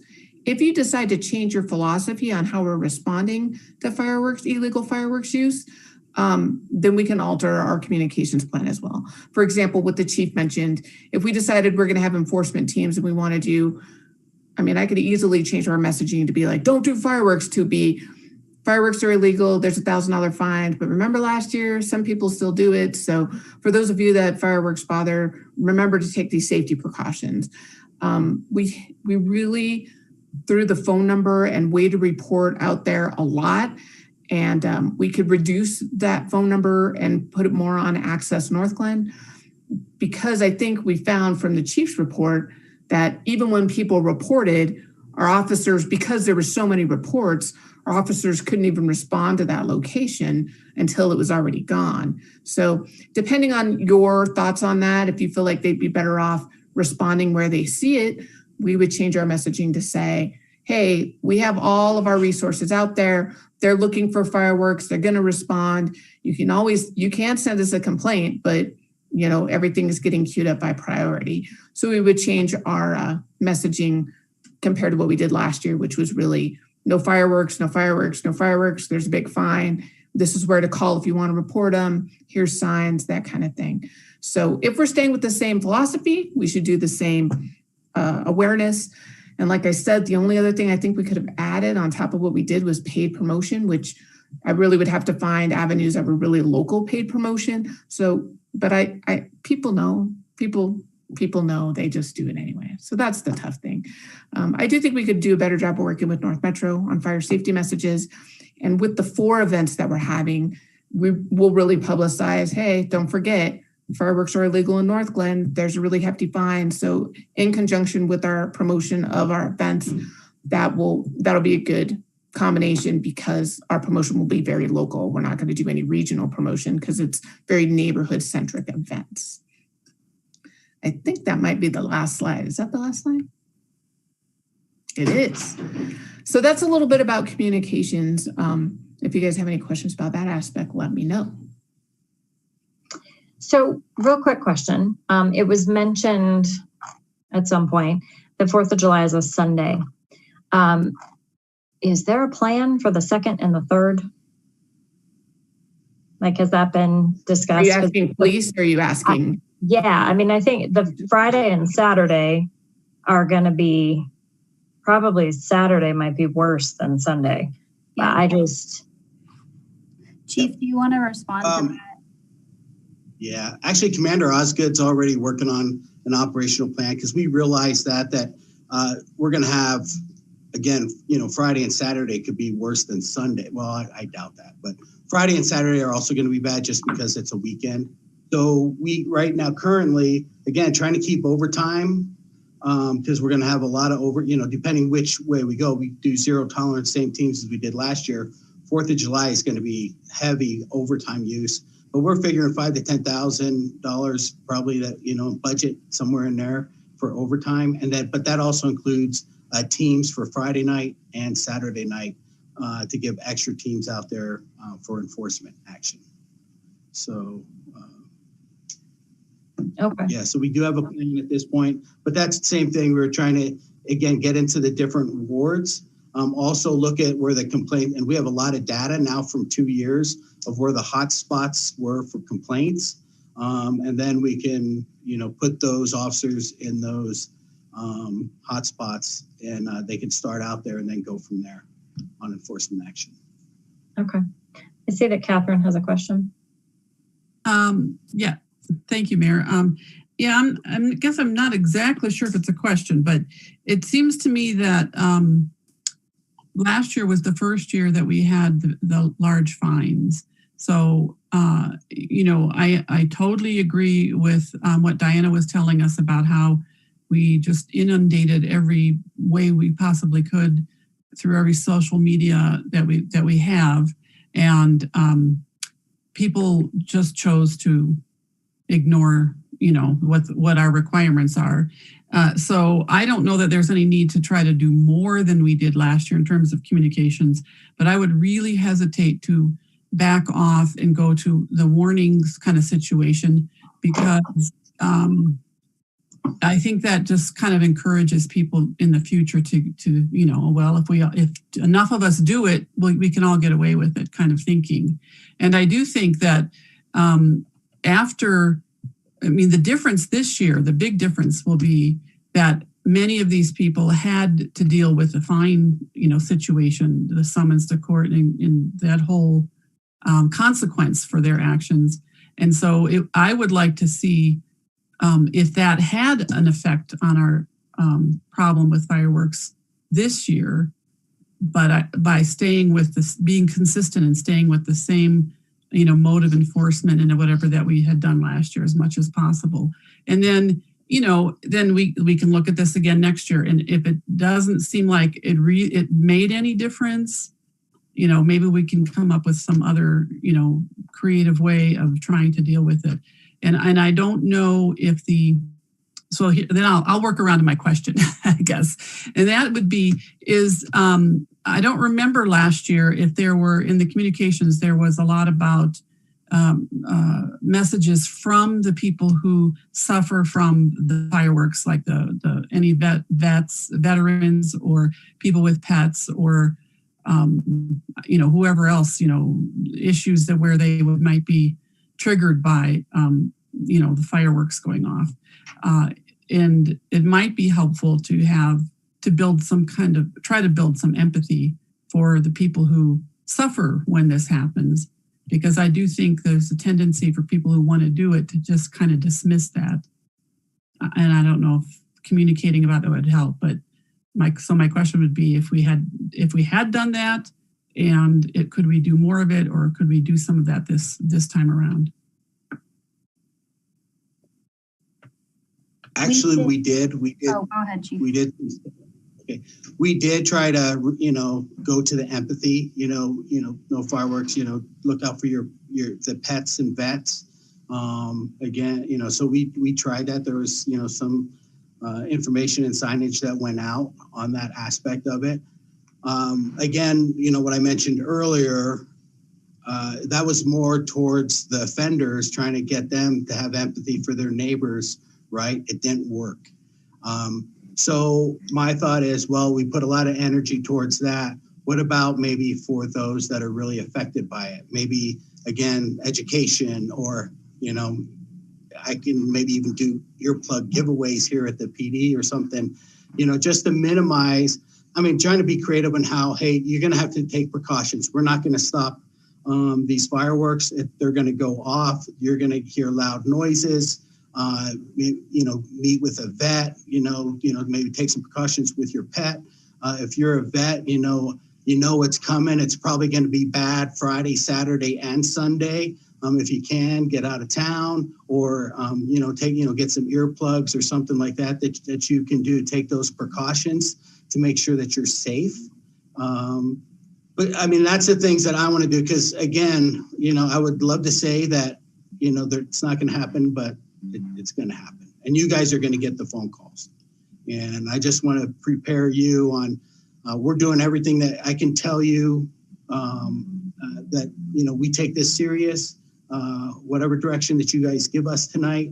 And we'll do our best to reduce it. But I think we just have to, again, try to span our communication with those other individuals that are affected by it too. So that's just. Yeah, and I do understand that. I guess I just would like to be cautious about how that sort of thing is worded, because I don't want people to think that it's like we're telling them it's their responsibility, and in their minds, that in many people's minds, they're victims. So it's like, why should they be responsible and have to do things? So but I totally get the fact that I don't know what we could do 10 times more than we're doing, and you're still going to have some people who will decide that they need to shoot off fireworks. So thank you. Thank you. We have quite a few hands up. So I have Councilmember Peterson, and then Witkovich, and then Escobar. Yeah, thanks, Mayor. Just real quick, a couple things. We couldn't have had a better PR response last year than the one we did. We could have increased it by 1,000, and we would have seen it everywhere you looked. And so much of tonight's conversation and a variety of things are what type of education things can we do to mollify and change and make malleable human behavior. And guess what? It didn't work at all last summer, right? It didn't work at all last summer. And that has nothing to do with the police, and that has nothing to do with our information campaign. We didn't have a public fireworks show, and we shouldn't have. And we have a city of 44,000 people, and people light off fireworks at the 4th of July. We had a heavy fine for the first time ever. Those numbers went up to 60 summons and charges for those illegal fireworks. So here's the thing, here's what I'm concerned about for 4th of July. Like the mayor said, I'm concerned about the 2nd and the 3rd, especially, and I think that's a good opportunity for a strong police presence, right, to prevent a 3-day kind of thing going on there. I'm worried about two things. I'm worried about our officers being taxed to the limit, to the point to where other city emergencies, crimes, crises, health situations, and traffic control are limited by the police out chasing fireworks. I'm also concerned about the fact that we do all this stuff on, stop fireworks, and stop fireworks. And in a way, not on purpose, but I think as a latent result of some of this, we're almost inadvertently misleading some residences to believe that, we're on the top of this and we're going to do this and this is going to be quiet. And then the next morning, and I don't care about the calls or the email, but we're letting our community know that we got this no tolerance and $1,000 fine and we're cracking down and you can't do it. And, it went off last year like I've never seen before in my life. And so the image is that the city looks incompetent and that illegitimate too, that we either didn't have our money where our mouth is, or we were full of it, or we didn't really enforce it. It's kind of a catch-22 on this. So I don't care what route we go to, but one, I don't think that we can, publicize this even more. I don't want to tax the police officers in terms of other things. And being the fact that we're not having a show this year, I think we're fooling ourselves if we don't think that we're going to have a similar thing as we had last year, especially since it's over a 3-day weekend. And somebody said earlier that, oh, well, it was a tough year and, we were quarantined for 4 months. Well, do the math. It's 1 year and 4 months now. And similar with no fireworks show, we're going to have the exact same thing, if not worse. So the question is, what do we need to do to mollify this for the safety of our residents, for the efficacy of our city resources, and for the honesty in the communication that we put forward? Which begs the question of, is there any sort of statutory neglect on some of this, right? When residents are calling the 411 number and things like that, and people are saying, well, we'll get to it. Is that a false promise that we're misleading our people on? Or do we indicate the fact that our officers are out, they're doing that, and do the best we can? So I just think we need to be honest. I don't have a solution, combination of the three, I guess, but I think we need to be honest of trying to solve a problem that, based on a Herculean effort in every way last year, did not work. Thanks very much. Councilmember Witkovich. Thanks, Mayor. Yeah, I agree with what Randall said about this being a catch-22. It's a really difficult situation, but, we've heard a lot from residents about it. And so I think I also agree with what Catherine has said, that we should stick with the same sort of philosophy, the same plan, because if we back off now, what message does that send? We're not serious about it. I'd like to think that those 60 some people, whomever, got summonses and fined $1,000. I'd like to think at least they aren't going to do it again this year. You would think. I mean, $1,000 is quite a fine. So I definitely don't think that we should back off on what we did. And I like the fact that, we'll be able to compare the data from last year and this year if we just stick with the same plan. But I do like the idea of combining it with number 3 to increase patrol and staffing. I know that there's a cost there and there would be more overtime, but there is a priority. If there's a crime or something happening, the police are going to go there. They're not going to answer a fireworks call, and so if we have those extra officers, perhaps it will make a difference. And I agree with what Randall said, the communications, we did what we could. And I think that we stick with that as well. But what was I going to say? I kind of lost my train of thought there, but I agree. There's not much more that we can do. I like everything that we did. We just have to kind of convey, I don't know how, but just to our neighbors that, there's people who could be suffering from this. And I think we did that well enough. And I don't know what else we could do. I just think that we need to stick with what we did last year, see after this year, how it compares. Then maybe we can make some other choices. But I think we need to stick with this and potentially increase the patrol staffing. Councilmember Escobar. Thank you, Mayor. I think I agree with everybody, but I'd like to say that if you keep changing your plan, you confuse your residents. You confuse the message that you're trying to create. So I don't support any real changes.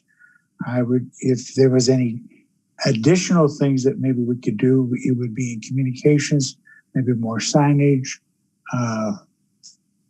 maybe more mailers. I don't know. I do sympathize with the fact that we have a 3-day weekend and Jamie, our officers are going to be taxed to the max. One thing I do know about Northglenn Police is they're up to it. They'll carry out the mission that needs to be carried out the best that they can. And that's all we can do is do the best that we can. But I don't favor changing the message or combining messages. I believe consistency works, and we do this year after year after year. Maybe it takes 5 or 10 years to get the message out, but at least the message is clear. They know what they can expect on the 4th of July, and they don't get confused by new messaging. Thank you, Mayor. Councilmember Mullica. Yeah, so, I felt like after last year, that was that was a crazy year. First of all, my city was blowing, my neighborhood was blowing up. I have to admit that I actually agree with Randall a lot on his points. And a couple of things on that. There's a slide in your packet where it shows a table of Northglenn response citations compared to other cities. And we rocked it, right? We were number one, but it was also was this, for me, it was a sign of we completely went over and beyond what I think enforcement needed for this particular situation.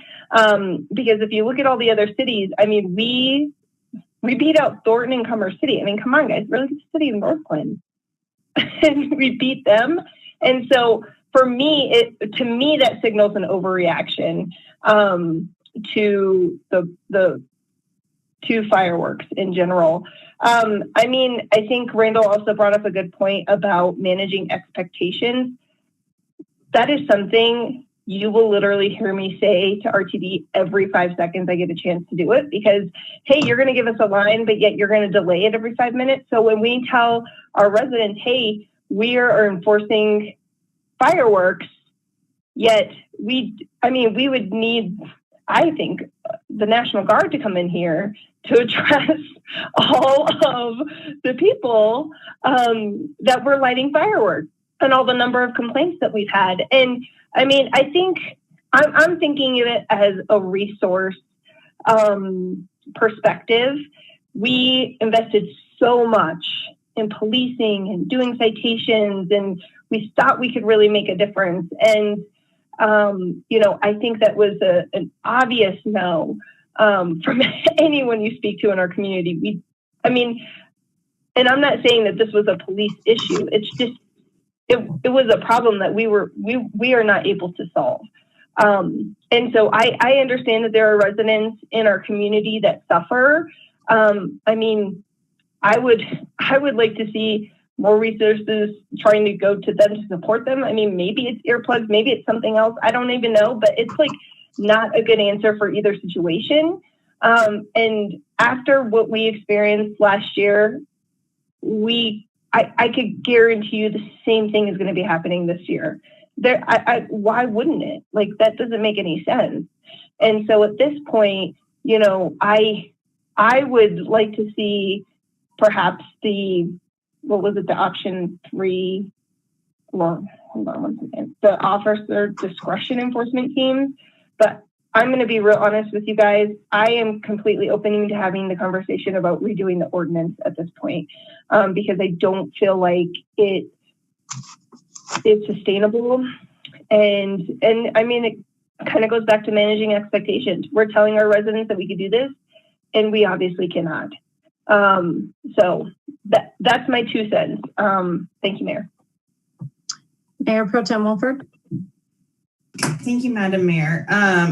I feel like fireworks has been something that we've been talking about constantly, or at least the last 4 years that I've been on council. I feel like we've had this conversation so many times. But I guess last year when we brought up the idea of the no tolerance approach and the, you know, hefty, lofty fine, I was initially in support because, you know, I felt like we hadn't really, as a city, been able to move the needle in terms of decreasing the amount of fireworks that, you know, were going off in our community. And if last year was any indication, increasing the fine and making fireworks, you know, a no tolerance policy, that didn't work either.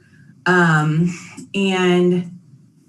I think about it was wild over here for the 4th of July, but it was also wild over here for New Year's Eve. It was also wild yesterday for Easter. It is wild every holiday, yet we only focus on 4th of July. And so I guess I'm not in favor of continuing to use our resources in the way that we did this last year, to enforce fireworks basically 1 day, 2 days, 3 days a year.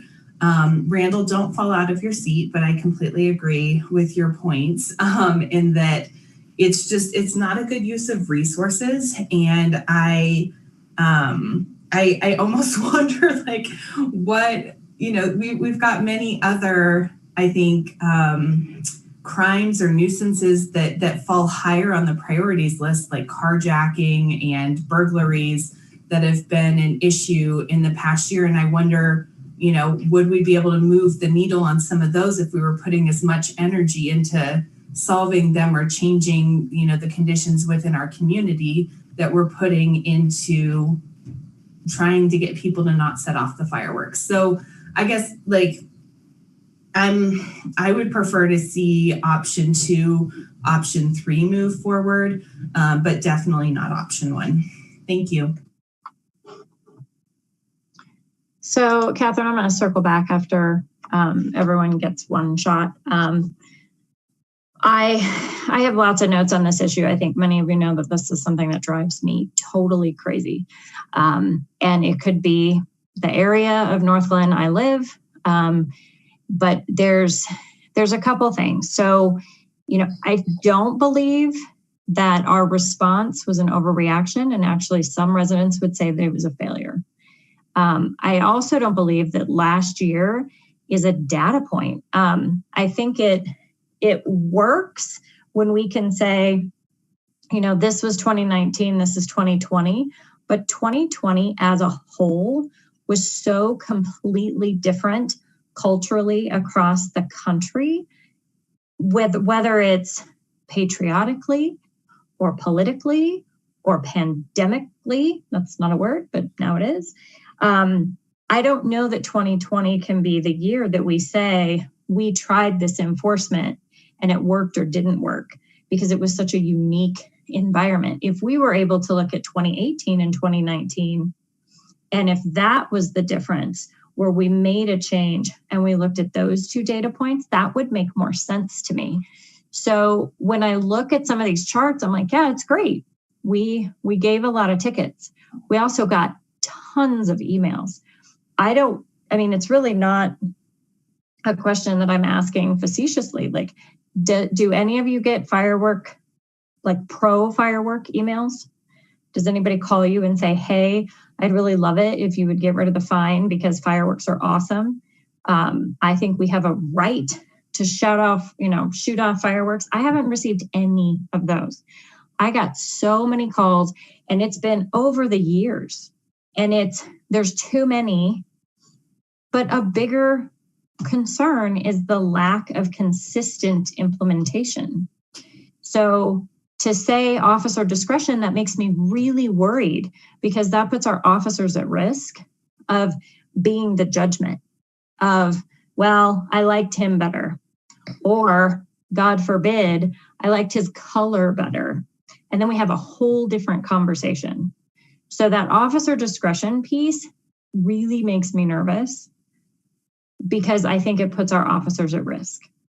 I don't believe we should change the ordinance. I'm with Antonio on the fact that if we continue to change and waiver, it's just like parenting. If you're like, oh, that's not okay today, but it's okay tomorrow, your kids are going to walk all over you. You have to be consistent with your message. And unfortunately, we have a lot of time in between our moments of parenting. So I'm a little worried about that. I just really, I don't know. This is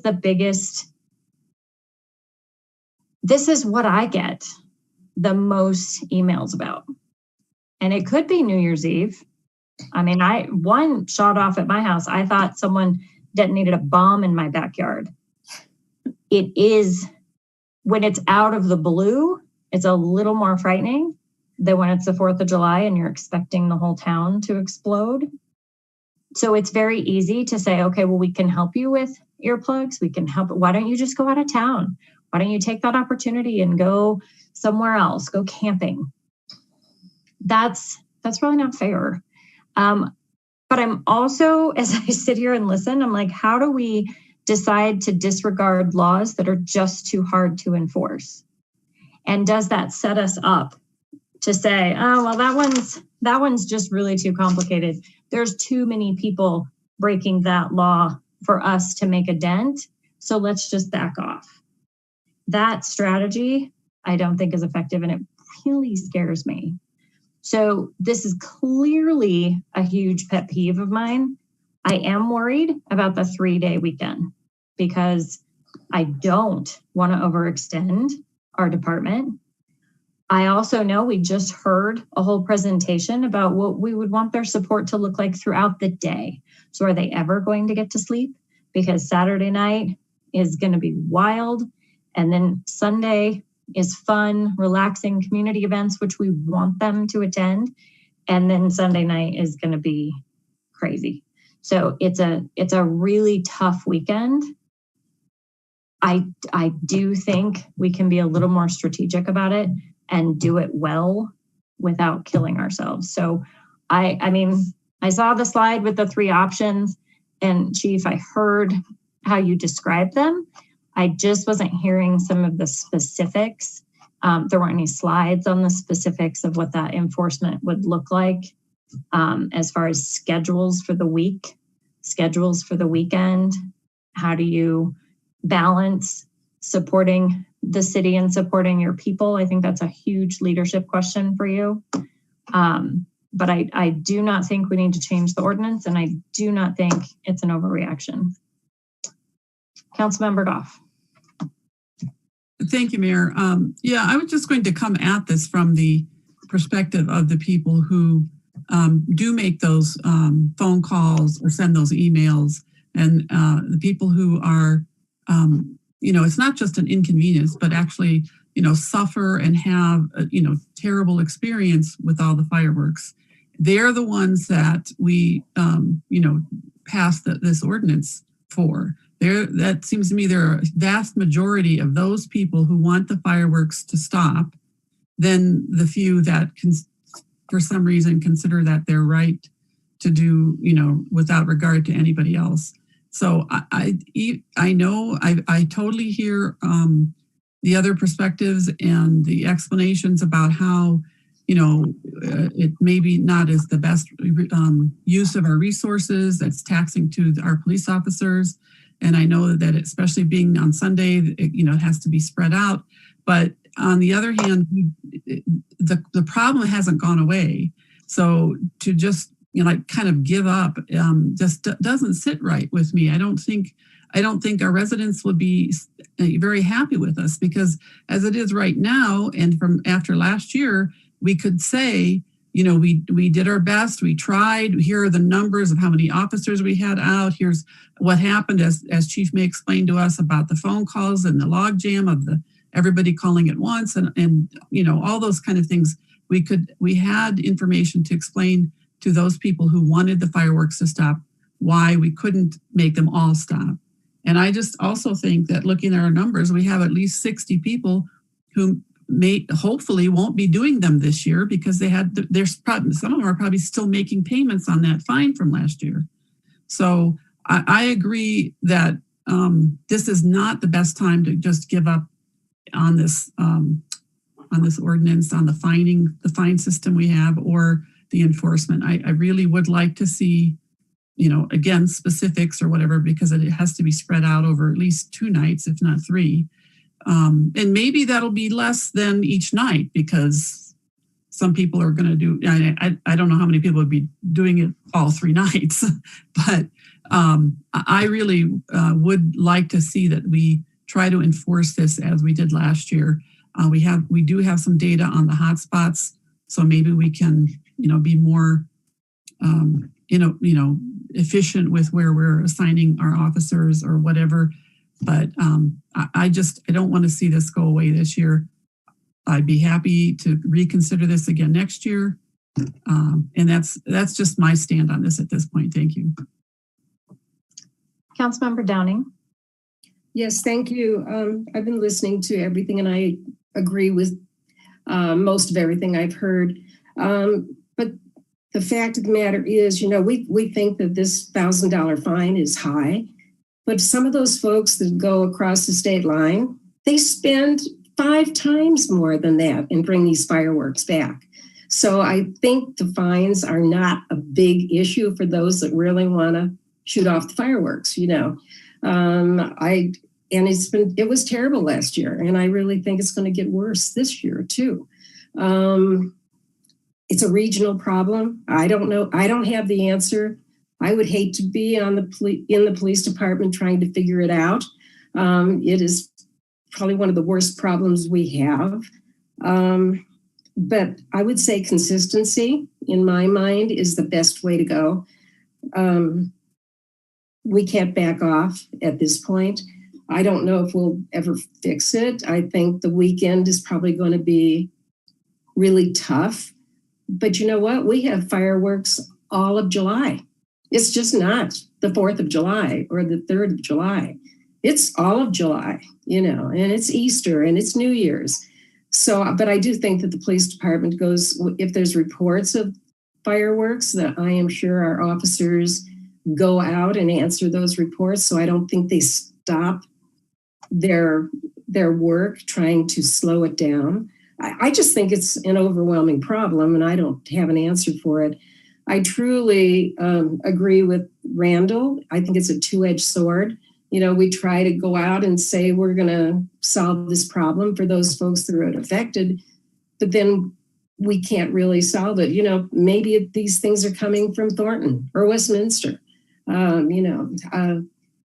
don't have an answer, and it's been a problem, and I think it's going to get worse. We have more people moving into Colorado all the time, more people moving to Northglenn, Thornton, Broomfield.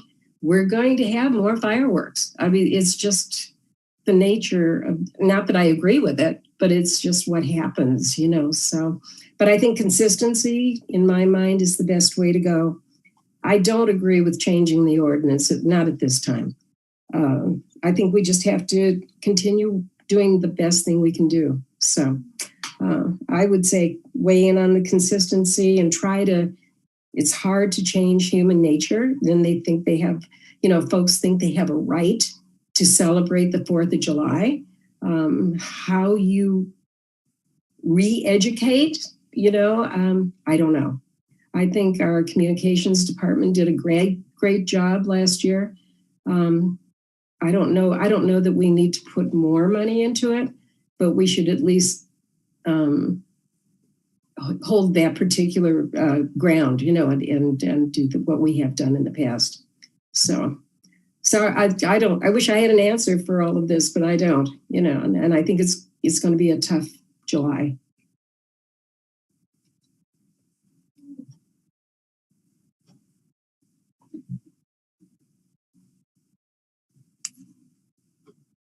Corey's holding his head.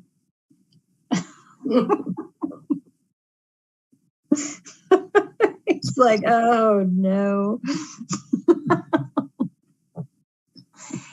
So I did have a wondering, I was going to share this slide again. A couple of things, because this one specifically speaks to a short window of time. And, to Joyce's point, we do have fireworks all of July. They just continue. And I do believe that there were tickets given throughout the month of July. So, this is one really small snapshot. But when I looked at it, kind of to Catherine's point, so 61 people received tickets. Exponentially, so many more called to complain, because this was also we just heard that the phone system broke down, people didn't get through. So this 358 is not a good representation of how many people actually reached out. Then you take into residents like myself who don't even bother calling because I'm just defeated and sad about it. And so there's residents that are really upset. They'll send an angry email the next day that aren't included in that number either. So who are we here to support kind of thing, that, there is also a safety piece. So I did see in one of these slides, the partnership with, where was it? Right here, North Metro Fire Safety. I mean, I don't know if they can help with messaging, or I don't believe they can help with enforcement, but maybe they can somehow partner a little bit, maybe more. I don't know, would be a recommendation. I don't know. Chief, what are your final thoughts after all that feedback? Again, I think, we'll do what we can. And then, with your enforcement plan for the 3 days, we didn't really want to get in the weeds on that. That's an operational thing, and personnel and everything else, and how those teams will be put together. Again, on that high level, we would take similar what we did last year with that hotspot, put those teams in those areas. There's just some outlying situations that we don't know yet. Thornton is a big one, right, with their fireworks show. So we might have to move resources to that. But I think for the most part, again, on those 3 days, what makes it challenging for staffing on that, some of the officers that we're going to ask to step up to take those positions, some of them could possibly be working 2 weeks straight. So we really need to look at that on the scheduling now and see how we can,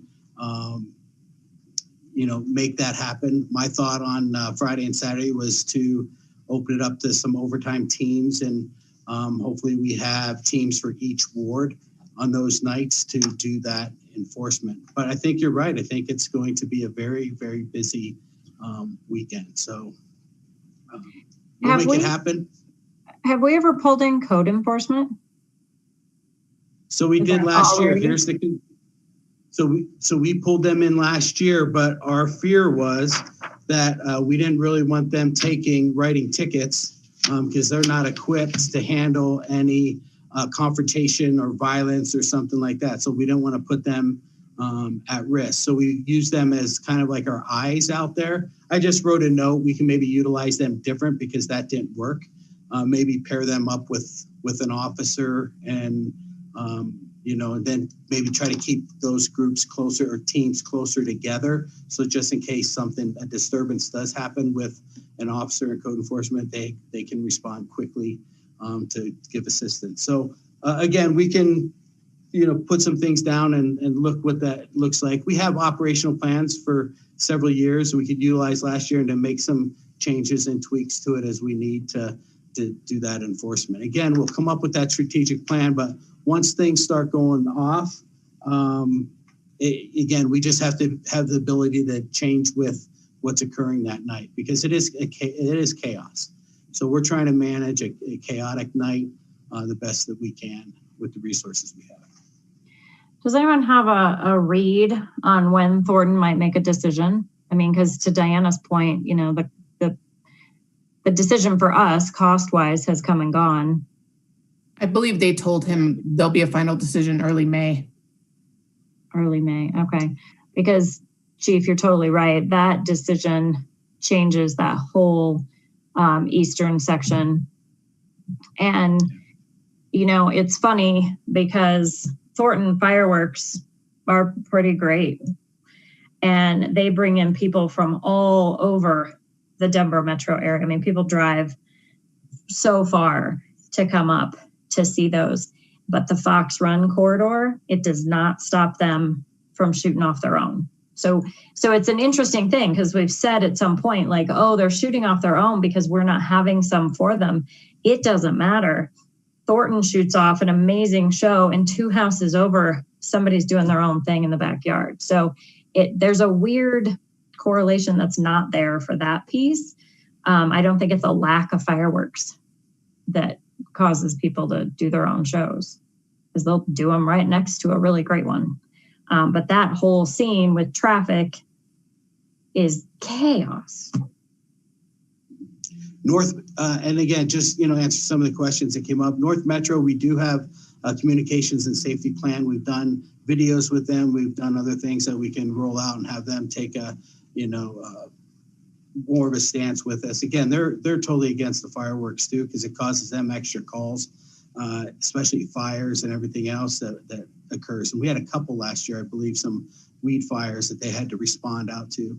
The other thing too is this is all, again, we're counting on, hopefully it's, other than fireworks, it's a quiet night. But again, there's other priority calls that we have to run to and deal with. And that takes priority over the fireworks calls. And depending on how bad it is or what type of call it is, depends on how much resources we have to divert to those situations. So again, I think just to let you guys know, we're going to do our best we can. We're going to put the best plan possible when we roll it out to utilize our resources in the best and most efficient way and to have the most impact.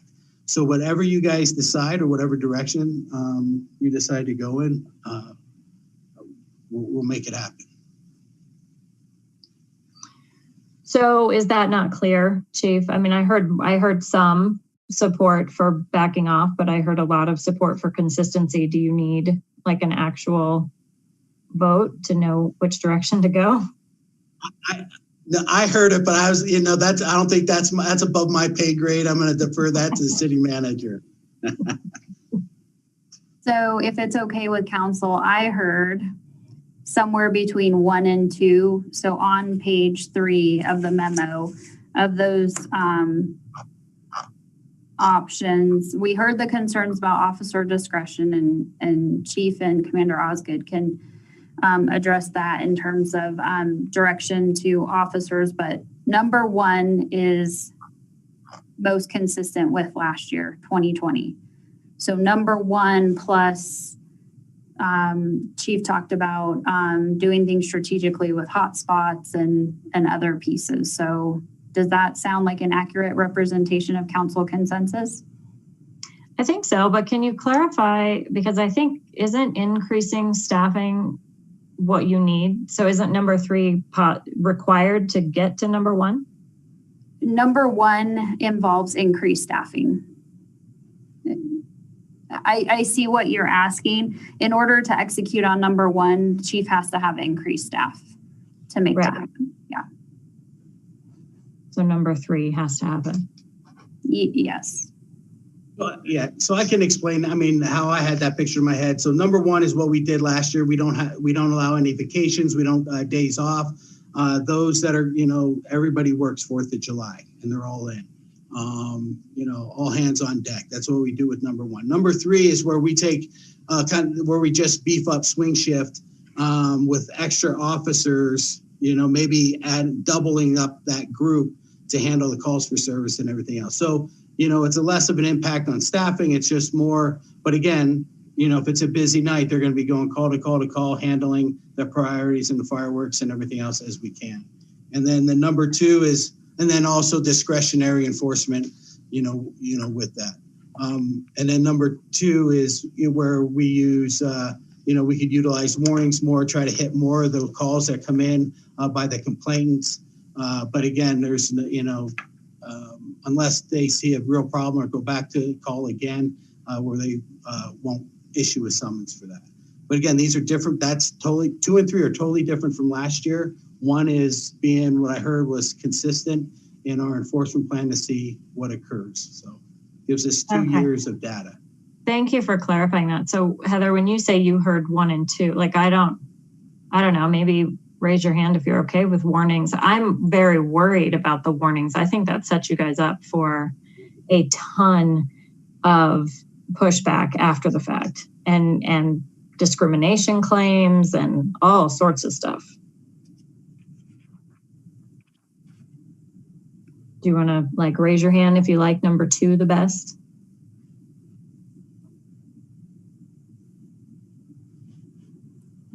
I see 2. I don't know where Becky went. I tried to reach out, but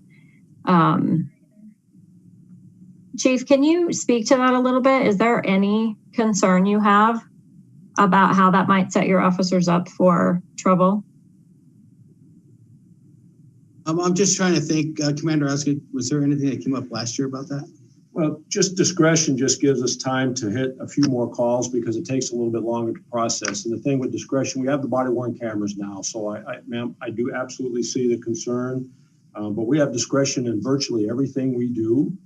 There's only a few statutorily that we don't have discretion. So it's what we've done. I've been here for 29 years and that's generally how we do fireworks, but I definitely see there is a legitimate concern. But our officers are pretty good about that. So I definitely think it's definitely where the city council wants us to go. It's the best way to go with that. I appreciate your concern. I think in this, current environment and things going on, it could be raised. I really understand the professionalism of my officers, and I know that they are fair in how they do their, with discretion and everything else. So again, how I see that number 2 rolling out, it would be repeat offenders or those that are just over the top when it comes to the fireworks and everything else that they roll up on. So, okay. Well, I had 2 race based complaints about fireworks last year. And if the cameras are going to make a difference, I think that's great. But then I had 3 additional emails that talked about, so-and-so got a warning, so-and-so got a ticket. And that perception of unfair is going to come back. So that's the only thing I'm worried about there. I see a couple. I just have to make sure that zero tolerance is zero tolerance and the officers are doing that. If they can, again, probable cause on that ticket, and there's some cases maybe they couldn't prove it. That's the only way where they'll walk away from without giving a ticket. But I will make sure, because that is really important. That's a great point. Because if we say we're doing zero tolerance, we need to make sure that we're enforcing to that zero tolerance policy. Yeah. Okay. I have a couple of hands. Councilmember Mullica and then Goff. Yeah, and I was just going to say that I'm not sure if discretion. I heard that the zero tolerance. There's a lot of angry people, right? If you get slapped with a $1,000 ticket, you're going to be super angry. Versus, having to deal with someone via discretion and maybe having a conversation with about them and having a warning and really just trying to focus in on those people who are super aggressive. I mean, I'm not to me, that's why I think 2 sounds like a better option, because slapping everybody with like $1,000 ticket is great. Everyone's going to just be mad at you. And our police officers are the ones who have to deal with that, versus maybe we could bring a little bit more of that community policing in play with option 2. That's what I was thinking. Councilmember Goff. Thank you. I heard from some residents, mostly seniors, I guess I would say, that know who's going to be shooting off the fireworks because they do it every year, and are also kind of, hesitant, if not downright afraid to, be the, to report them. And so it's the, they're relying on the police. And I know, that's a problem right there that we could probably spend a lot more time discussing. But so my concern is that that an officer may come and warn somebody, possibly confiscate the fireworks or whatever, but the neighbors will know that this is the same guy that's been doing it year after year, and he always gets away with it. And so that's kind of my concern. It kind of goes along, I guess, with the mayor's, just that the perception out there is that it's not, again, it's not consistent, or, some people might think it's not fair that somebody gets a warning and somebody doesn't. So, that's my sort of, concerns about option 2. I'm not a police officer, so I know they have to, you guys have to figure out how best to make this work, but as much as possible, as much as it is humanly possible, I'm more for the no tolerance enforcement this year. And I know that there will be a lot of things that can come, and get in the way, as Chief was pointing out, if some other activity is happening somewhere else. But I just want to be able to tell these, the residents that have concerns, that we did our best, that we were trying to be as consistent as possible to, probably gradually, hopefully gradually, change the culture around, this idea that, everybody can set off fireworks whenever they want. So kind of back to Heather's rounding us up here. Now that I better understand the clarification between 1, 2, and 3. So 1 is consistent with last year. 2 is the discretionary teams that includes warnings. And 3, again, is not necessary for 1. It's separate from 1. Because as I read it again, it's talking about it's less resource intensive than number 1. Yes, I'm not requiring every officer to work that day. So 3 would be, I would bring in an extra team of officers, but not everybody for that.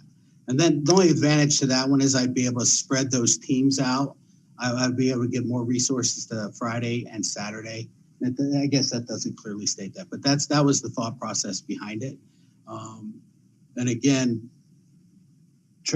just managing personnel a little bit too, and because that's a tough weekend, but that's why that was the least amount. That would be the softest approach out of all 3, I think.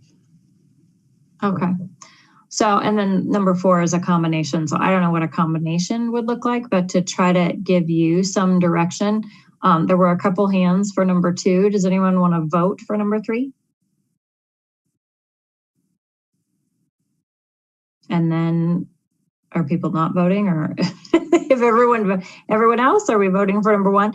So who thinks we should just stick with stay the course, number 1, no tolerance, do the best you can do over the fireworks weekend, and help us communicate? I think kind of going back to something Catherine said earlier is that there is a communication piece, Chief. I don't think anyone expects perfection. We know you're not going to solve the fireworks problem overnight.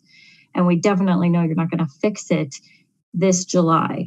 But knowing that we have a direction, we want to stay consistent with message and consistent with implementation, and yet if there is a situation that pulls your officers off, because obviously safety is number one, you know your priority list, then that's just communicated. And I think additional data about how we're enforcing the ordinance throughout the summer, that might be something to collect along the way. But you know, we're gonna get the emails July 5th, July 6th, we're gonna get them. We just are. But the more information we have to say, hey, there was a critical incident and that team had to go. And there's, you know, that comes first. And then we can back your teams too, is in our responses to residents. Maddie, are you down here? I'm in the middle of something. Diana, go ahead. So I just want to make sure that I am hearing the correct thing as well. So my recommendation of let's do the same communications plan as last year and add some more work with North Metro. And Chief is right, we do have good partnerships with them, but it wasn't the focus of our messaging. It was the new fine that was the focus of our messaging. So add a safety aspect to it. And also I think what I'm hearing is add, we will consistently enforce this law, you know, that fireworks are prohibited, just like we did last year. So be ready, you know, this is the law, it's prohibited.